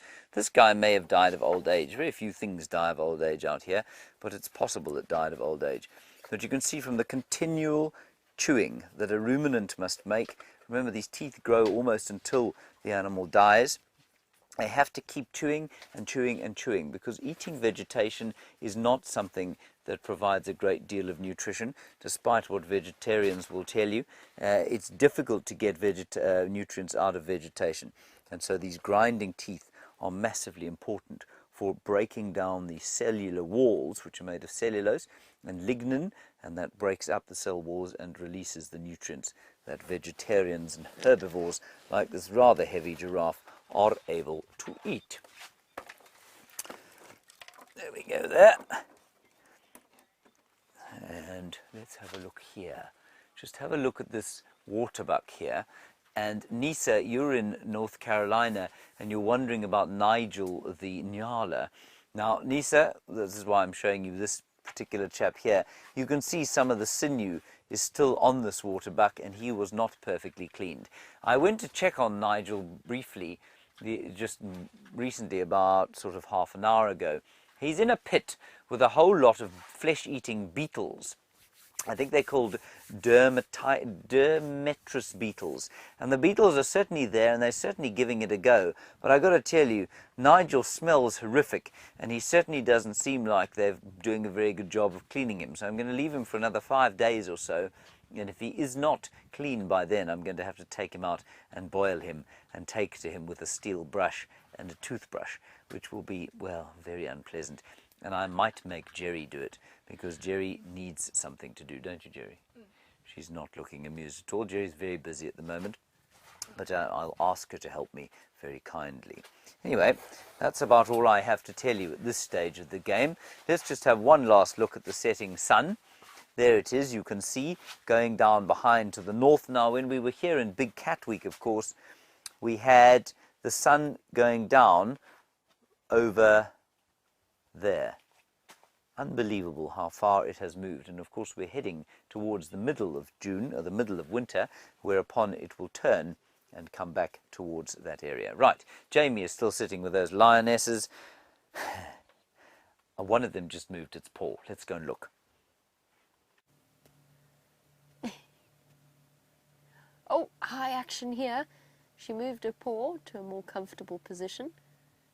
She's now found a more comfortable position, and that, I think, concludes the movement for the next few moments. And since we are sitting here and waiting for them to get up and move, which I think that they are going to do, I figured I'd take the opportunity to just provide you with an extract from the Stevenson Hamilton book that I inherited from my grandfather. So for those of you who missed it, Stevenson Hamilton was the very first warden and one of the men who was instrumental in the formation of the Kruger National Park, which has just recently celebrated its 90th birthday party. However, he was sort of around the Kruger National Park, which was then the Sabi Nature Reserve, much earlier than that. So in the early 90s, even in the early 1920s, when he started the process of turning it into a protected area. Not an easy job, and initially the idea was to hunt and kill all of the predators. That was the understanding of conservation at that time, was get rid of the predators so that the general game population will increase. Zero understanding at that point, or at least very little understanding, as to exactly how the ecosystem really truly works. Now, this book was written in 1943, or at least published in 1943, so right towards the end of his tenure in the Kruger National Park, and also towards the end of his life. It was published in Skukuza, which is now the sort of the main camp of the Kruger National Park, but was initially his home for many, many years. Some of the things are absolutely spot on, and some of the extracts are truly hilarious to read. This is one on the lion. It's chapter 19, entitled "The Lion, Pursuit of Prey." It says, taking him all together, because for some reason it has to be a him and not them, all together, the lion is a good-natured, lazy creature, well, there you go, seldom seeking trouble, and so long as he is well fed, quite content to live and let live. The other animals know this quite well and instinctively realize that when a party of lions may be regarded or as safe, it is not at all an uncommon sight to see a herd of zebra or wildebeest grazing quite unconcernedly within 150 yards of where lions are lying asleep in full view. Indeed, were Leo only a vegetarian, he would no doubt be one of the most amiable of all wild animals. But nature has decreed that he be a flesh-eater, and that unless he can obtain his natural food, which must necessarily be at the expense of the lives of other animals, he must himself die. Hence his unpopularity, but it is hardly his own fault. He seldom kills except when he is hungry, and is far less bloodthirsty than any of the weasel tribe, or than the ordinary domestic cat. There you go. I think reading between the lines there, Stevenson Hamilton, possibly not entirely a domestic cat fan.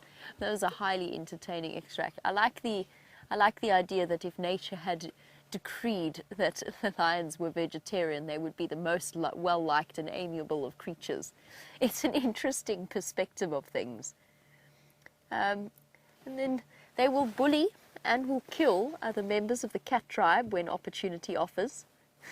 I once found a spot where 3 of them had lain up for the day, close to where a female serval had made her lair. The lions killed all 3 kittens, seemingly in sheer mischief, as they had not eaten them.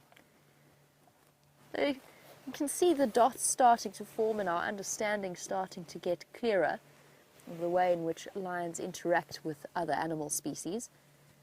They don't kill unless they are hungry, and that's partly due to sleepiness and also to do with the fact that they overheat so incredibly quickly, and hunting when you are this size takes a tremendous amount of energy. Just an interesting little perspective into the understanding of lions 60 years ago, more than 60 years ago at this point. Back over to Bushwalk, because I think that they may well be running out of light at this point and might soon be heading home.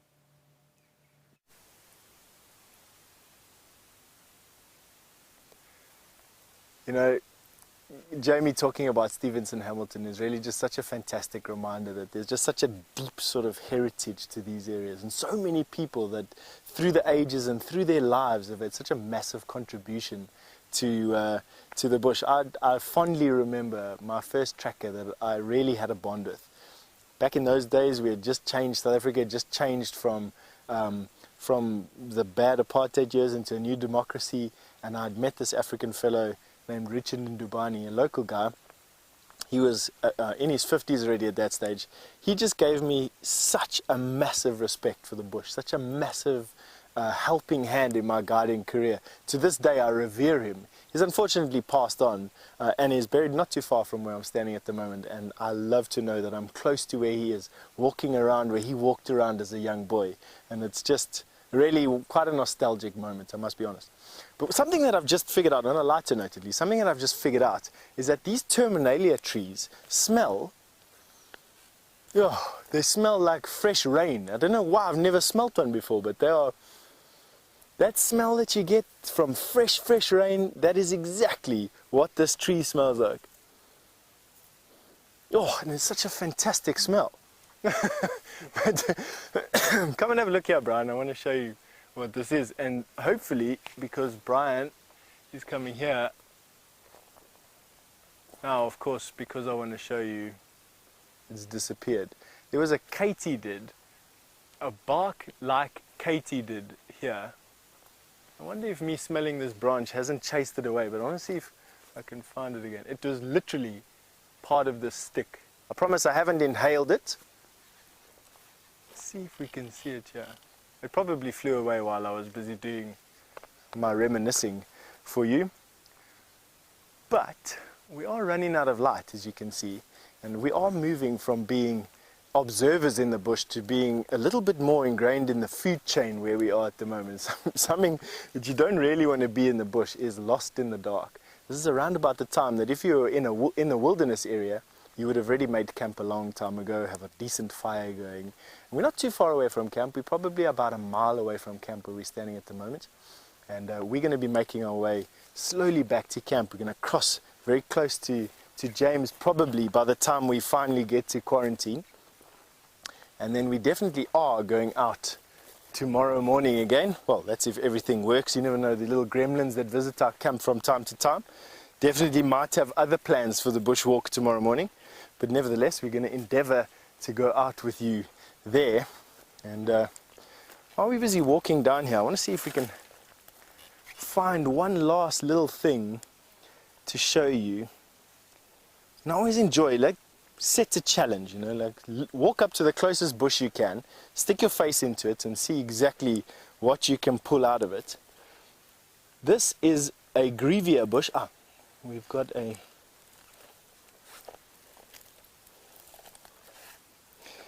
Mitch, you have asked a very good question. Do we find ticks on ourselves after bushwalk? Can I tell you something? I'm covered in tick bites, literally from the top of my end of my toe to the top of my head. Luckily this time of the year, those cold snaps that we're getting make the tick bites slightly less. I can show you though the after effects of ticks. There we go. Some of the tick bites. Those are all scars from tick bites. All those, I know it doesn't look too appealing. Please excuse me for doing that. Let me hide my disgustingness from you again. But this is a rus, and on these russes this year we found these beetles. These are flea beetles. Now I speak often about these flea beetles, to be honest. We're just going to find one for you, one that we can show. There's one hiding in the corner there. There we go. In the center of your screen is a little flea beetle. They've been feeding on these rus plants this year. There you can see its big back leg where it gets its name from. Now, these flea beetles I only found out live in the Sabi sands literally this year. I found one in the sand at my feet one day. Found out it was a flea beetle because it jumped off my hand using those enormously developed back legs that you can see in the center of the screen there. They really are quite astounding beetles. They can jump a good, I don't know, 2 hands, 2 feet away from, not quite 2 feet, 1 foot away from where I'm standing now. They are now coming to the end of the breeding season. I haven't seen them mating with each other yet. That doesn't mean anything though. They could mate at night time. But what they're going to do is very soon drop off the trees, bury themselves about 30 centimeters, which is about a foot, into the ground. And there they're going to lay some eggs which will pupate for the winter. And towards the end of winter, which is around for us, around about September, October, the bushmen that would have lived in this area and who do utilize these plants for this particular grub will dig at the base of these trees, will take out this little pupa, it's a little worm, and then they'll squeeze the worm, the juices out of the worm. And that caterpillar has been collecting toxins that has been really synthesized from its parent in these particular plants throughout the winter. And those toxins will then be used to coat arrowheads and spear points, not this point, but just the shaft behind the point. And they will use that then to hunt with. Now, the Bushmen were chased out of this area probably a couple of 100 years ago by the African people that moved into this area who are a little bit more advanced. And they fled into the Kalahari, but they took this particular skill with them. And you find the flea beetles in the Kalahari as well. And I was lucky enough to spend some time with some real Bushmen in the Mkhari pans in Botswana. I tell you, it was 2 of the most favorite days of my life. And they harvested some of these beetles for me. They then juiced the beetle, is what I like to call it. They juiced the beetle and they kept the juice in a little container. It was a little horn container. And the bushman that was with me said they'd go home and heat it slowly and condense it, take the water and the moisture out of this particular grub's poison. And it turns it quite sticky. And then they coat their arrows with this condensed poison. And if they shoot that into the neck or the cheek, the neck of a large antelope, kudu, I suppose eland is their favorite, but even something as big as a buffalo, they would kill something that weighs as much as 1,600 pounds. They can kill it in 40 minutes. Can you believe it? Something that comes from this little beetle. I can't speak enough about them actually. This one is right here.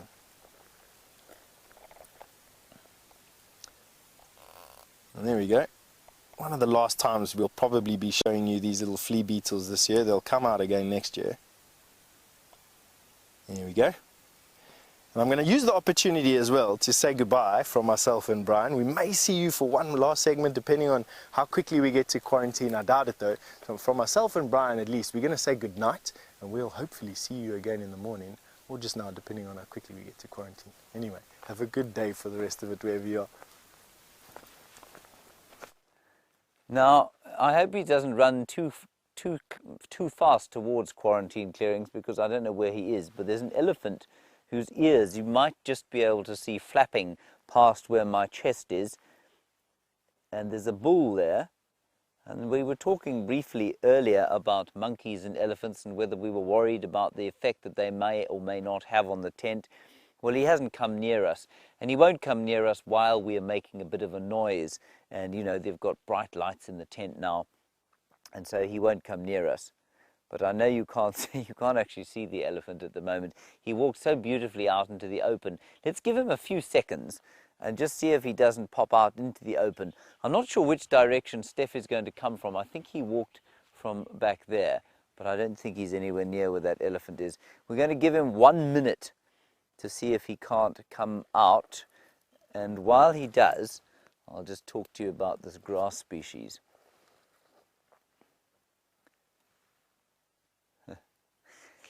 Omar, this is a very good question while we wait for this elephant to come out. You're asking about why it is that many of the herbivore species don't fight with each other when clearly, as you look around this clearing, there's so very little for them to all share in. There, can you see the flapping ears?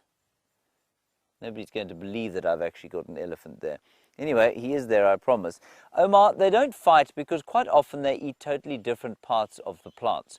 So if we take an example of wildebeest and zebra, wildebeest eat shorter grass than zebra, and so that's often why you find a herd of wildebeest being trailed, at least a herd of zebra being trailed by a herd of wildebeest. Impala in turn would then eat even shorter grass. Warthogs would eat the grass closest to the ground, and they'll even dig up the roots and the sort of underground stems of grass species. So they're not in direct competition. And what is important for you to understand, this elephant is not playing the ball. Oh, here he comes. There he is. He's moving slightly towards us. If he comes up behind me, do warn me, everyone. What's important to understand is that animals evolve in such a way as to avoid competition. That's the whole kind of, it's one of the major drivers of what we call natural selection, and the ability to separate what we call the trophic niche, or what you eat. So you don't want to evolve into a species that eats exactly the same as something else, otherwise there's not going to be enough for you to eat. So only two animals are able to reach more than 3 meters into the air to get food, and that's the giraffe and the elephant.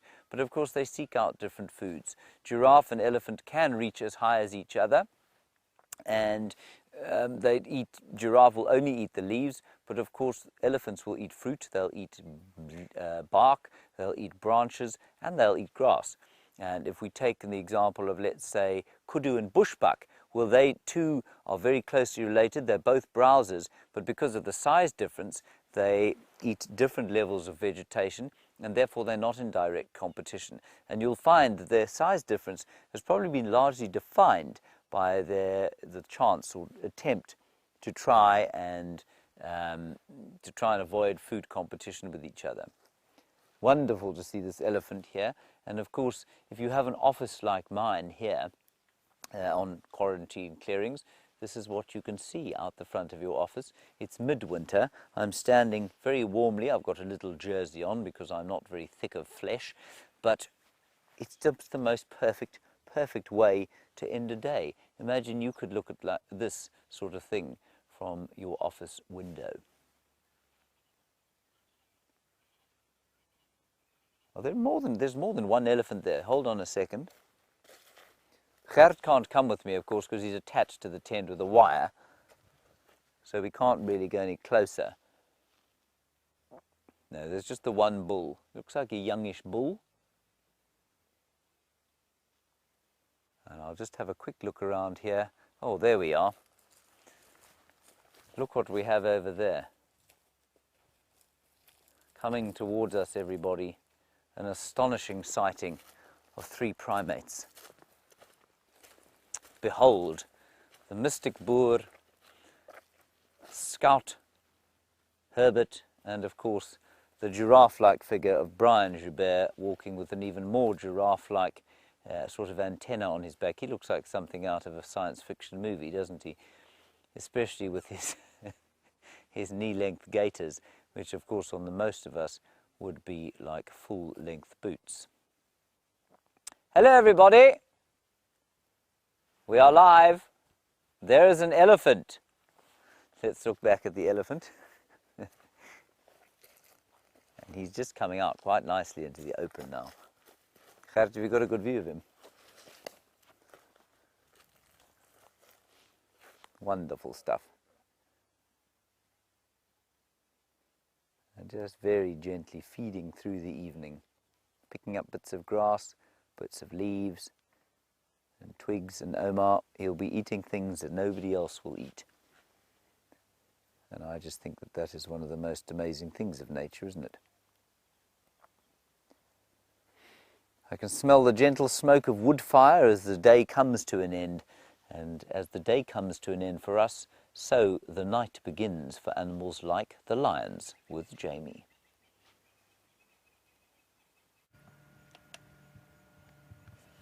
Well, it sounds as though the tent is in a magical position. Steph on one side, elephants on the other. And for us, the dire predictions that they were going to be up and about has not yet proved to be 100% true. However, they have afforded us some wonderful images of their cuddle time together, wrapped around each other, the two lionesses with their paws, one resting her head, no longer on the elephant dung, but on the other female's paws,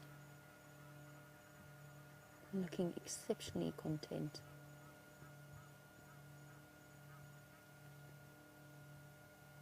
There is, in fact, you can't see it from your perspective, but there is a zebra. Oh, nothing like a couple of feet to the throat, too. Oh, big stretch. They're surprisingly tolerant of each other today. Sometimes when lionesses overstep the personal boundary, they get a bit of a snarl or a hiss. Not today. Today, I think they're just grateful to have been reunited once again. Now, what I was going to say is that there is, in fact, a zebra, probably about 60 to 70 meters into the bush. Unfortunately, you can't see them from our perspective. Now, it's a little bit further into the bush. The lions haven't realized that it's there, and I don't think that the zebra has realized that they are there either. It's unfortunately, I don't want to reposition to get a view of it, because at the moment I'm not even sure that I could. It's only because I'm slightly lower than VM that I can actually see them, or see it. We've been speaking a bit about the lioness's fly plague, and it's getting a bit better now that it's got cooler and dark. There's not as many of them around the lioness's fur. And we have an interesting question from James Dungan as to, okay, lots around there, as to whether there are any plants that could be used as a fly repellent, so that the lionesses could maybe roll around in, and that would keep the flies from settling on them. It's an interesting question, and I'm not entirely sure. I don't know of any, so we've often spoken before about potential fly remedies when we've been driving around in the summer months, trying to figure out exactly what we can do to keep ourselves from the flies. And a lot of the cameramen wrap their faces up in buffs and try and keep the flies, but they climb in to the buff itself. They go up our noses, they climb into our hair. So we've kind of been through the different natural remedy options. Steph's was my absolute favorite. Steph, when I first started working here, Steph seems to be, he does collect the flies quite a lot. And because he never wears a cap, they're always fluttering around his head, and it must be infuriating. What Steph did was he drilled holes in a big coffee can and put elephant dung in there and drove around whilst he'd lit the elephant dung, and he drove around with a smoking elephant dung to try and keep the flies at bay. I still don't know if it worked. I'm not sure Steph would tell us if it didn't work, but it was highly entertaining to witness. As to whether or not there's any kind of leaf or plant that we could crush, or that they could crush, that would keep the flies from settling, that's actually not something that I'm aware of, and the lions certainly don't know of anything to the best of our knowledge. They sometimes roll in scat or in dung. I just want to see who's approaching here. I think somebody might have been trying to get hold of me on the Game Drive channel. Nope. I think it's just going past. It's interesting because we know that elephants know certain trees, which trees to use in order to keep sore teeth at bay, and it could well be that they are aware of the pain-killing properties of some trees. But as far as I know, oh, so comfortable. As far as I know, the lions are not aware of any such remedy that might assist them in keeping the flies away. In fact, I don't know that lions are instinctively aware of any kind of medicinal properties, except the absolute basics. Oh, that's a sign that movement might be on the cards. a big yawn. If they start to lick their feet, we might be seeing some action before the sunset drive draws to a close. So lions will eat grass if they're feeling a bit queasy, much like pet dogs and cats at home. But I'm not aware of them knowing any kind of other medicinal treatments. So here we go, another yawn. It's usually Amber Eyes that initiates the movement. So the lioness that's at the back, and she looks as though she is absolutely in the depths of sleep.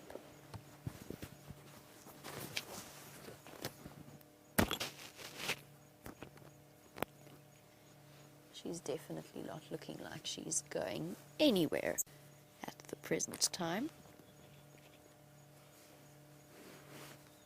What do you say, girls?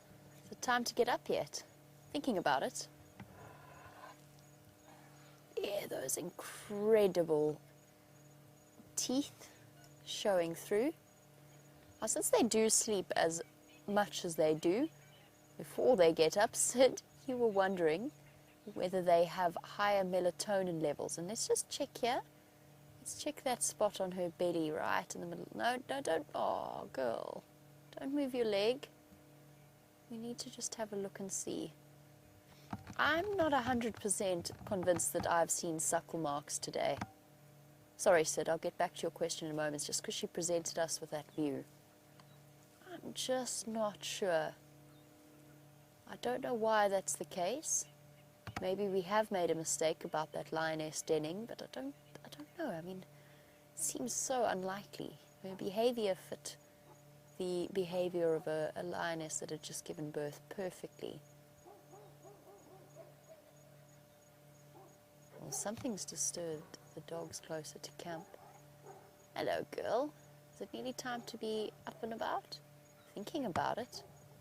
Ah, yes, giving Amber Eyes a good kick. That might convince her. Sorry, Sid. You were wondering about lions and their melatonin levels, since they sleep as much as they do, and you were wondering if they have a high melatonin level. I have honestly no idea. My instinctive response is proportionately not much higher than human beings. But I'm not 100% sure why I feel that way. Oh, another big yawn.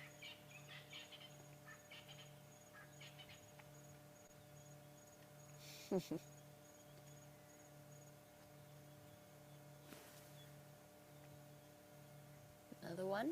Or are we? Yep, another one. Giving us a view of those incredible canines.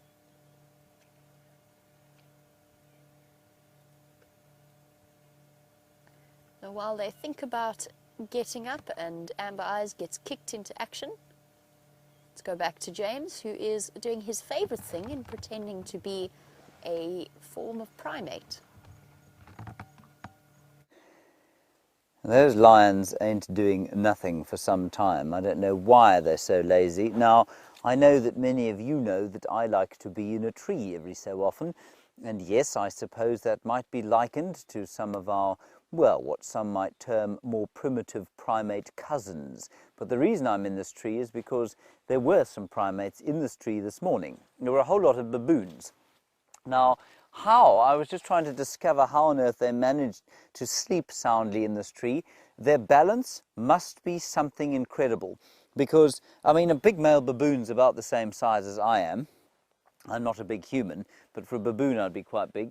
And I mean, there's really not a lot of space to sit up here. I mean, I suppose I could sit like that. Oh, but that's very uncomfortable, I have to tell you.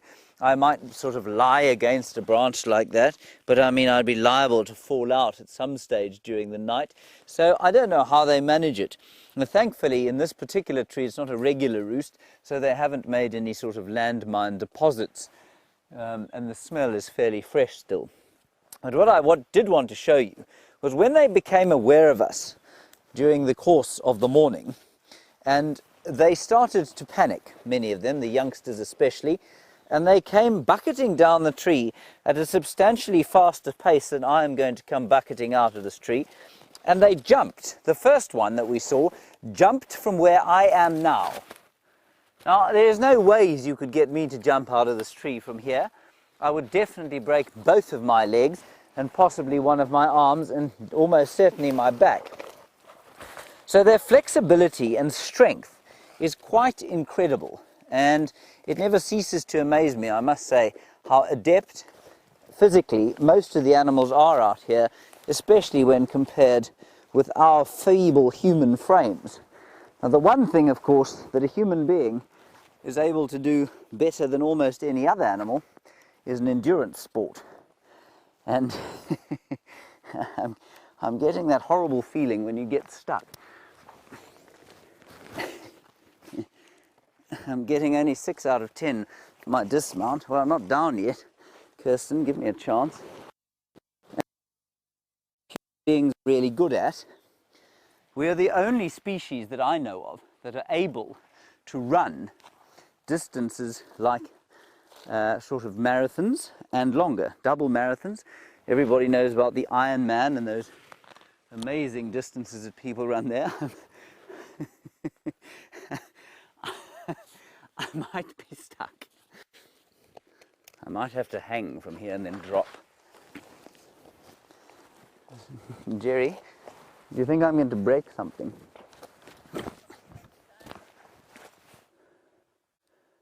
6.5 I get from the final control. Anyway, that was my baboon segment, and I'm going to try desperately to seem like I'm not out of breath, but in actual fact, I really am. One last thing before we go back into the tent. Have a look at this last golden inflorescence of grass. Now this is the sword-toothed lovegrass, Eragrostis superba, and it used to be sort of pinkish green, and now it has turned gold as the winter has come upon us. Let's wander back towards the tent and you can have a look at it from the outside. That's what it looks like from the outside. These are our cable wranglers. Geraldine, Chelsea, don't mess around, girls. Come now, this is a very serious business. And this is the tent. To give you an idea of how this kind of works technically is that, well, the cable wranglers are obviously following Jeandre. We're not wireless like the rest of the feeds are. And we go straight into that box there, and that box goes straight to the final control. And the big advantage of that, of course, is that there is no delay at all. So as I speak, so it is that you're hearing us. And there are the feeds, and hopefully Connor will be sitting in the far end there with his drone. Let's go back in and see what else we can find. Connor at the moment is sitting in final control, and he of course is the hungriest human being anyone's ever met, and Kirsten says he's having his first dinner. He'll have his second dinner with the rest of us at about 7 o'clock, I imagine. Here is a Hoppy Pussfoot over here. Hello, Hoppy. Hello.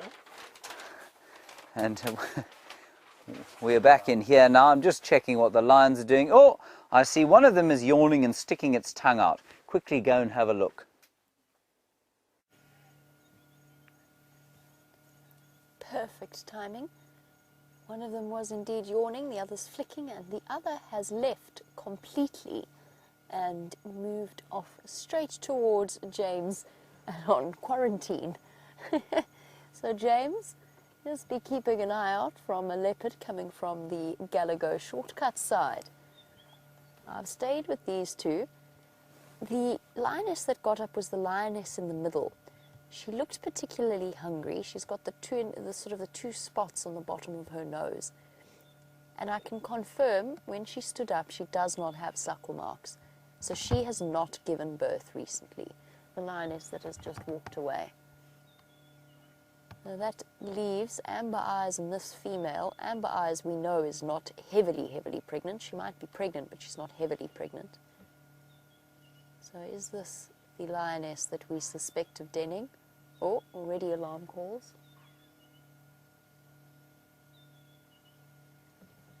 Why did that lioness move off on her own? Or is she waiting for them to catch up with her?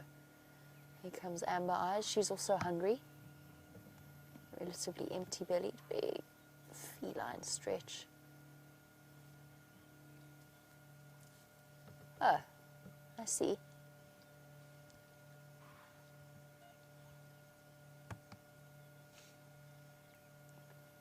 bit of grooming before the hunt. Let me nibble that tick for you, my dear. She really does stand out.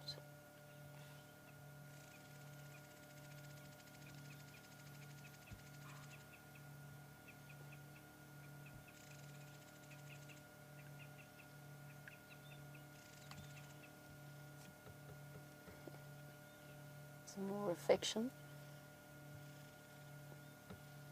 Begging for grooming or hinting in a not so subtle way that she wouldn't mind a couple of good licks before they head out. Yep, there, right there, that's the spot.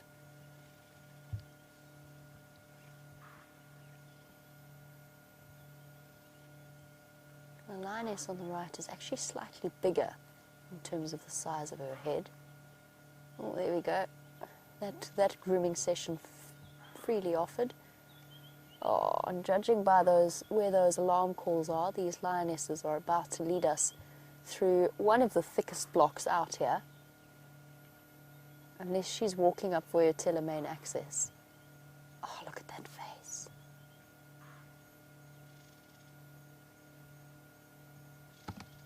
They've heard the alarm calls as well. I don't think they realized how far the other lioness had gone ahead of them.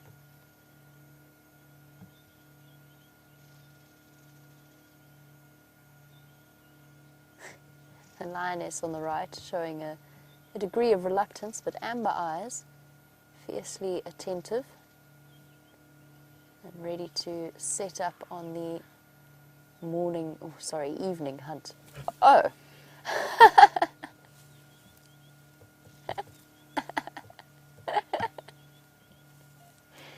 That was the best flop ever.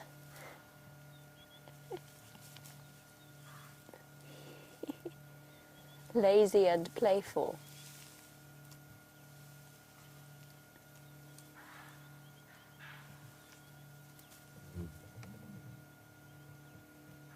See how quickly they go from relaxed to this alert stance. I'm going to take my spotlight off. It's interesting, she's changed direction as to where she went. Oh, and we're down again. It's amazing. Flop. I'd love to know how they know what's going on. That shouting from the impala tells us immediately where the other lioness is. Echoing through the cold evening air, and yet these two know that they don't need to get up, that the chase is over before it even began.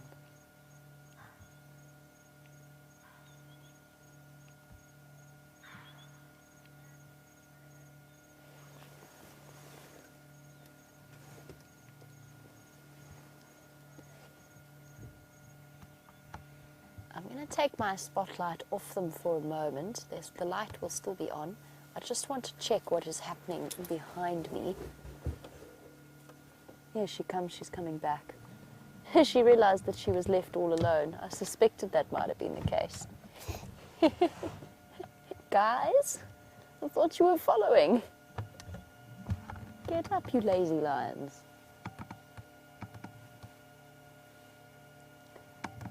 She's going to come round and straight back to them, I think. I'll just keep an eye on her for now. Is she going to come walking next to us, or is she going to go to behind them? I think she's going to go behind.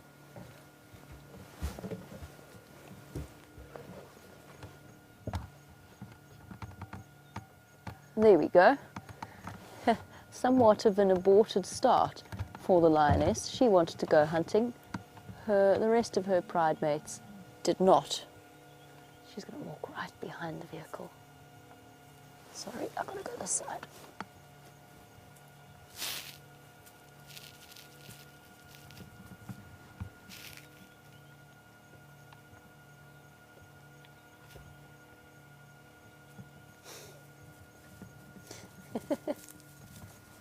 you guys were right behind me.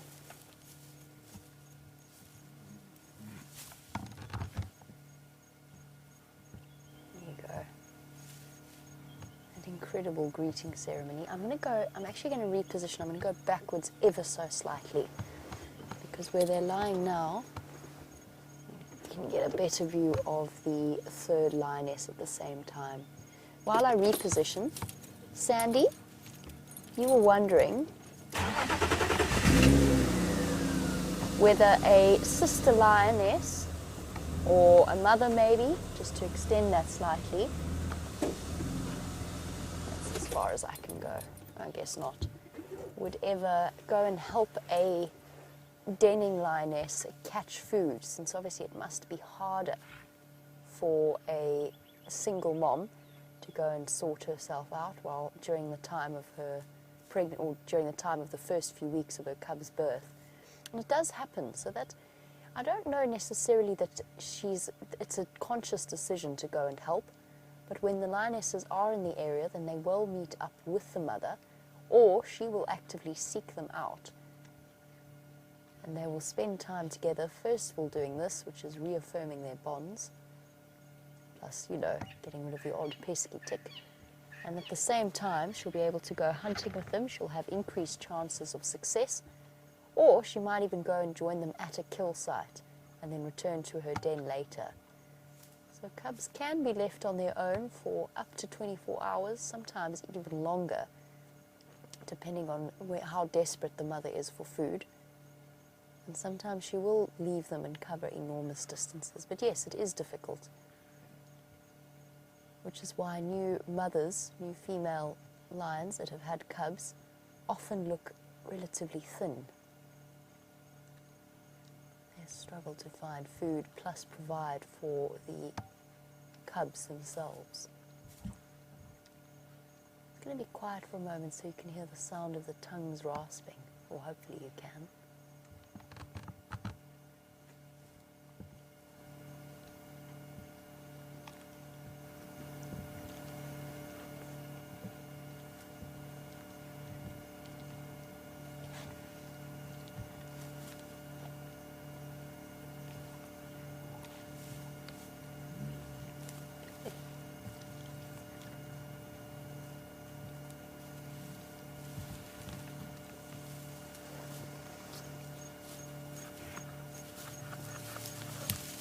Okay.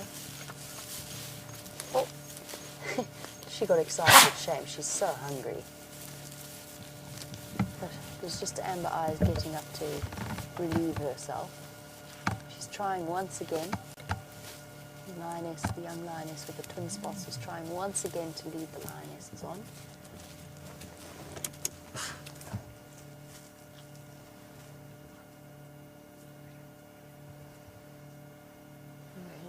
Down to one. Amber Eyes has taken the bait. Come on, girl. Everybody wants to go except you. I know you're very comfortable.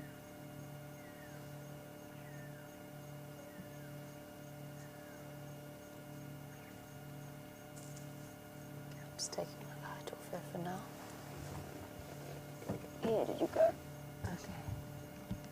Amber Eyes and the twin spot female making their way towards the road. They're right behind Vium at the moment, or at least a little bit too far for him to be able to show you.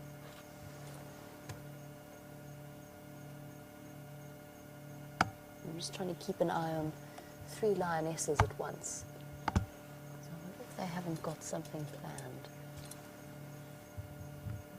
2 of them looking particularly hungry. This lioness, to me, didn't strike me as hungry as the other 2, but I haven't seen her stand up yet.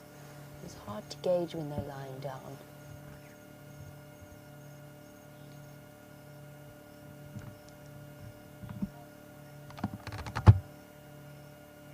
While we wait for her to decide whether or not it's time to stand up and start moving, let's get back to James and see what he's up to. I'm much the same as you, everybody. I am looking at the screen and I can see that I am a safari guide, and I can see what my name is. Both, of course, were very timely reminders at this time of the day. I can also see that those lions have done absolutely next to nothing, one of them listening into the night. Anyway, what I thought I would show you is a horn, and this is a Nyala horn of a Nyala bull, obviously, because the cows don't have horns. It's a very old one, and it gave me a splinter in my finger, which was very sore, and it's still very sore. Anyway, that's not why I wanted to show it to you. What I wanted to show you here is the top of the skull.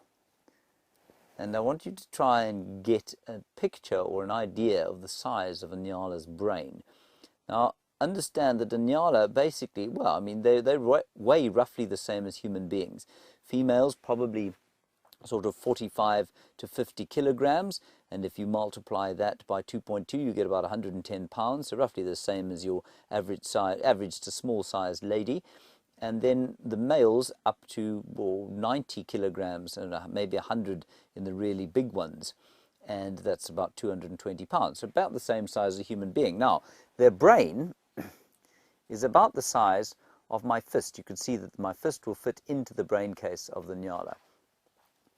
Now, what I think is so interesting about that, of course, well, about that big, so I mean, it would fit, it's smaller than an apple. It's about an apple-sized, well, apple-sized brain.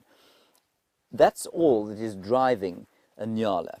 And now, if you compare it to us, of course, our brains are much, much bigger than that, up to 1,800 cubic centimeters. That's 1.8 liters, which in gallons, no, can't do it in gallons. I might be able to do it in quarts for you. Yes, I can. Stand by. It's about 2.5 quarts is our brain case, and much larger than this one, which cannot be more than, say, 300 milliliters, if that. So, I mean, what's that? It's less than half a quart. So maybe a third of a quart at absolute maximum. And yet, this animal survives completely successfully. And we like to think of the fact that, you know, our brains are so big and therefore we must be a slightly more evolved species. And that's not true. All it means is that a small brain is enough to make this Nyala a completely successful antelope, a successful animal on planet Earth. And our big brains are absolutely necessary for our lifestyles, but for the lifestyle that this Nyala species has chosen, obviously unconsciously, to live, this tiny little brain, which is the size of a good-sized plum or a very small withered apple, that's all it needs. And that's one of the major reasons that their gestation period is so much shorter than ours, despite being an animal that weighs the same, and that their youngsters wean so much faster and develop so much more quickly than ours do. One of the great disadvantages of having a brain roughly the size of a human being's, mine of course isn't very big, but in most people about 1,800 cubic centimeters.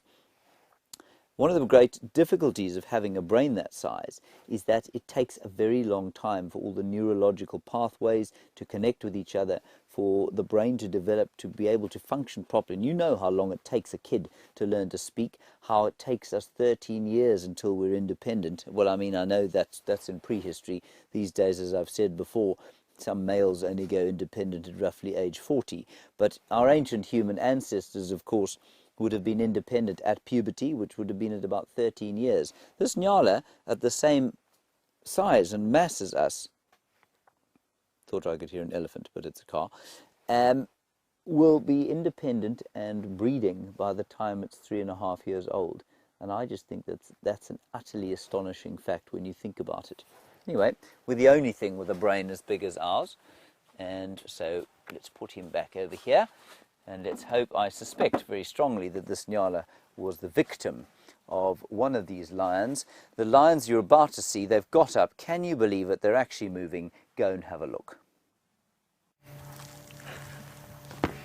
They are moving, indeed, and they took the opportunity to, or at least one of them took the opportunity to evacuate her bowels. Oh, that's quite pungent. That is not enjoyable at all. Oh. It's just wafting over us in waves. Oh. Okay, so we're going into incredibly thick, dense vegetation here now. As you know, we've had enough problems with our vehicles as it is. Oh, good. she's adding to our olfactory assault. As you know, we are currently down 2 vehicles, Jigger and Wendy. They are in for repairs. We're going to be leaving the lionesses to move in through this block, unfortunately, just because they have chosen the worst possible route that they could go. What I'm going to try and do is loop them instead and hopefully pick them up on the other side. Maybe they're heading towards Boyatella main access, but we won't be trying to stay with them for now. Oh my goodness. I don't want to leave you with your last shot of the lions for the evening being that particular one. But we'll try and get another view of them for you when we loop around. There we go. That's a bit more dignified. Okay. Right, let's go. I know this block of old. I know that there are no secret routes through there. We're going to have to do it the long way. And so we shall.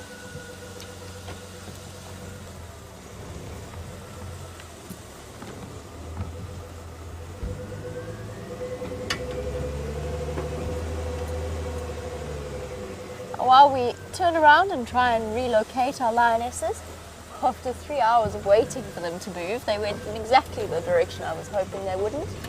Chitra, you were wondering if you've ever observed conflict between lionesses, particularly within a pride itself. And the answer is yes, very frequently, especially when it comes to meal times. Lionesses love each other very, very much, right up to the point at which it comes time for them to feed. Especially if they're hungry, and these lionesses are hungry, they can give each other some very solid growling. They often snap and bite at each other. The lion is not a gentle creature when it comes. Oh, I think a truck has lost its load here. Oh dear. Oh whoa. Mainly because it's in my way. Quite a big one. It's quite a big one, and I feel like I'm about to snap it if I drive over it. Yeah, I have to go the other way around. Wood's quite expensive. I don't want to stop to grab it and put it. I don't have anywhere to put it at the moment. So Chitra, yes. I have also encountered conflict or seen conflict between 2 prides that may or may not have been related, but that definitely didn't appreciate the presence of the other. And apparently the Nkuhumas actually gave the sticks quite a beating at one point, and not so long ago, before the sticks had their cubs. Oh, Rusty, we need to check your steering fluid. Whew, there we go. I have a feeling those lionesses are going to pop out just up ahead. I'm hoping that's going to be the case. Now, in terms of other conflict, so conflict not connected to feeding, for the most part, lionesses are relatively peaceable. Sometimes when they've just returned from mating, they're a bit grumpier than they might otherwise be, and less tolerant of another lioness lying right on top of them or something similar. So what we witnessed today, sometimes they're really just not in the mood, and the presence of another lioness lying right on top of them will make them growl and snap and just be generally irritable. But the truth is, you just never know what to expect with them, but their bonds between lionesses of the same pride are exceptionally strong. Oh, there's another plank of wood. Whoopsie daisy. Maybe it's just an obstacle course laid down specially for me to make sure I'm watching the road at the same time. We've got to tie things on the back of a truck. Oh look, there's another one. Somebody is going to be in trouble. Oh dear. Oops. I sympathize because after my town trip yesterday,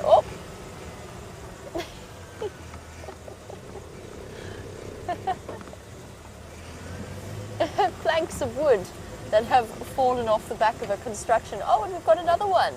Oh, they really didn't tie this down at all. Oopsie daisy, somebody's in trouble. Oh dear. Oh, and another one. All right, what was that? That's about 7 or 8 that have been dropped. I wonder at what point they're going to realize that they've been tossing planks out into the road. But yes, I sympathize, because yesterday on the town trip when I was collecting numerous pieces of steel and wood, there were some worrying moments. In terms, oh no, this is the most disastrous of all. Oh no! All right, we're going to focus now on finding these lions. While we do, back to James so that he can say goodbye to you all for now. What a very fascinating drive Jamie's having there, spotting planks on the road. Excellent. I see that I am still James Hendry Safari Guide, and that is greatly comforting to know that I am what I and who I thought I was at the beginning and the end of the drive. Now, Brent Smith gave me this collection of things, and there were, of course, with the lion claws. There's a crocodile tooth that was split in half that I shall tell you about at some other stage. There it is there. And there's a small sort of stone tool used by a prehistoric human. And then there's an assortment of rubbish, some of which is money. That's very nice, which I shall keep, not give back to him. And some kind of fishing lure. Now, of course, Brent Smith, you must ask him about fishing. He's a very passionate fisherman.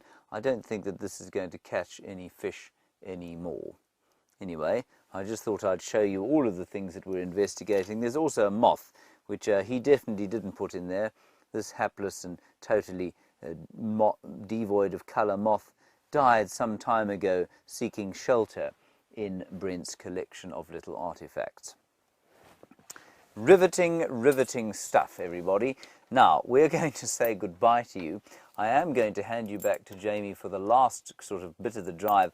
It remains to... I don't know where those lions went. I wasn't watching very carefully. Obviously, she was distracted by the astounding beauty of those fence poles that were on the road, and so she was unable to keep up with the lions. Anyway, I'm going to let her tell you about that for the last 3 minutes. I hope you've had a nice time here in the tent. A big thank you to Jeandre. Thank you, Jeandre, for your efforts today. Cheesecake, Greenie, and of course Pussfoot, who's standing behind us here. Hopefully we're going to send him to the doctor tomorrow, and the next time we show you his foot, it won't look like he is a battlefield casualty that has not had medical attention for some years. We will see you in the morning. I'm not sure if I'll be on a car or in here tomorrow morning. I hope you have a lovely evening wherever you are. Stay safe and happy, and we'll hand you back to Jamie and hopefully a road. Well, unfortunately, whilst I did see where the lions went, and I didn't allow myself to be distracted by the presence of those planks in the road, the lionesses, it appears, have given us the slip and moved into this very dense block. Unfortunately, following them in there was just, at this point, just out of the question. But we shall catch up with them tomorrow morning on the sunrise safari.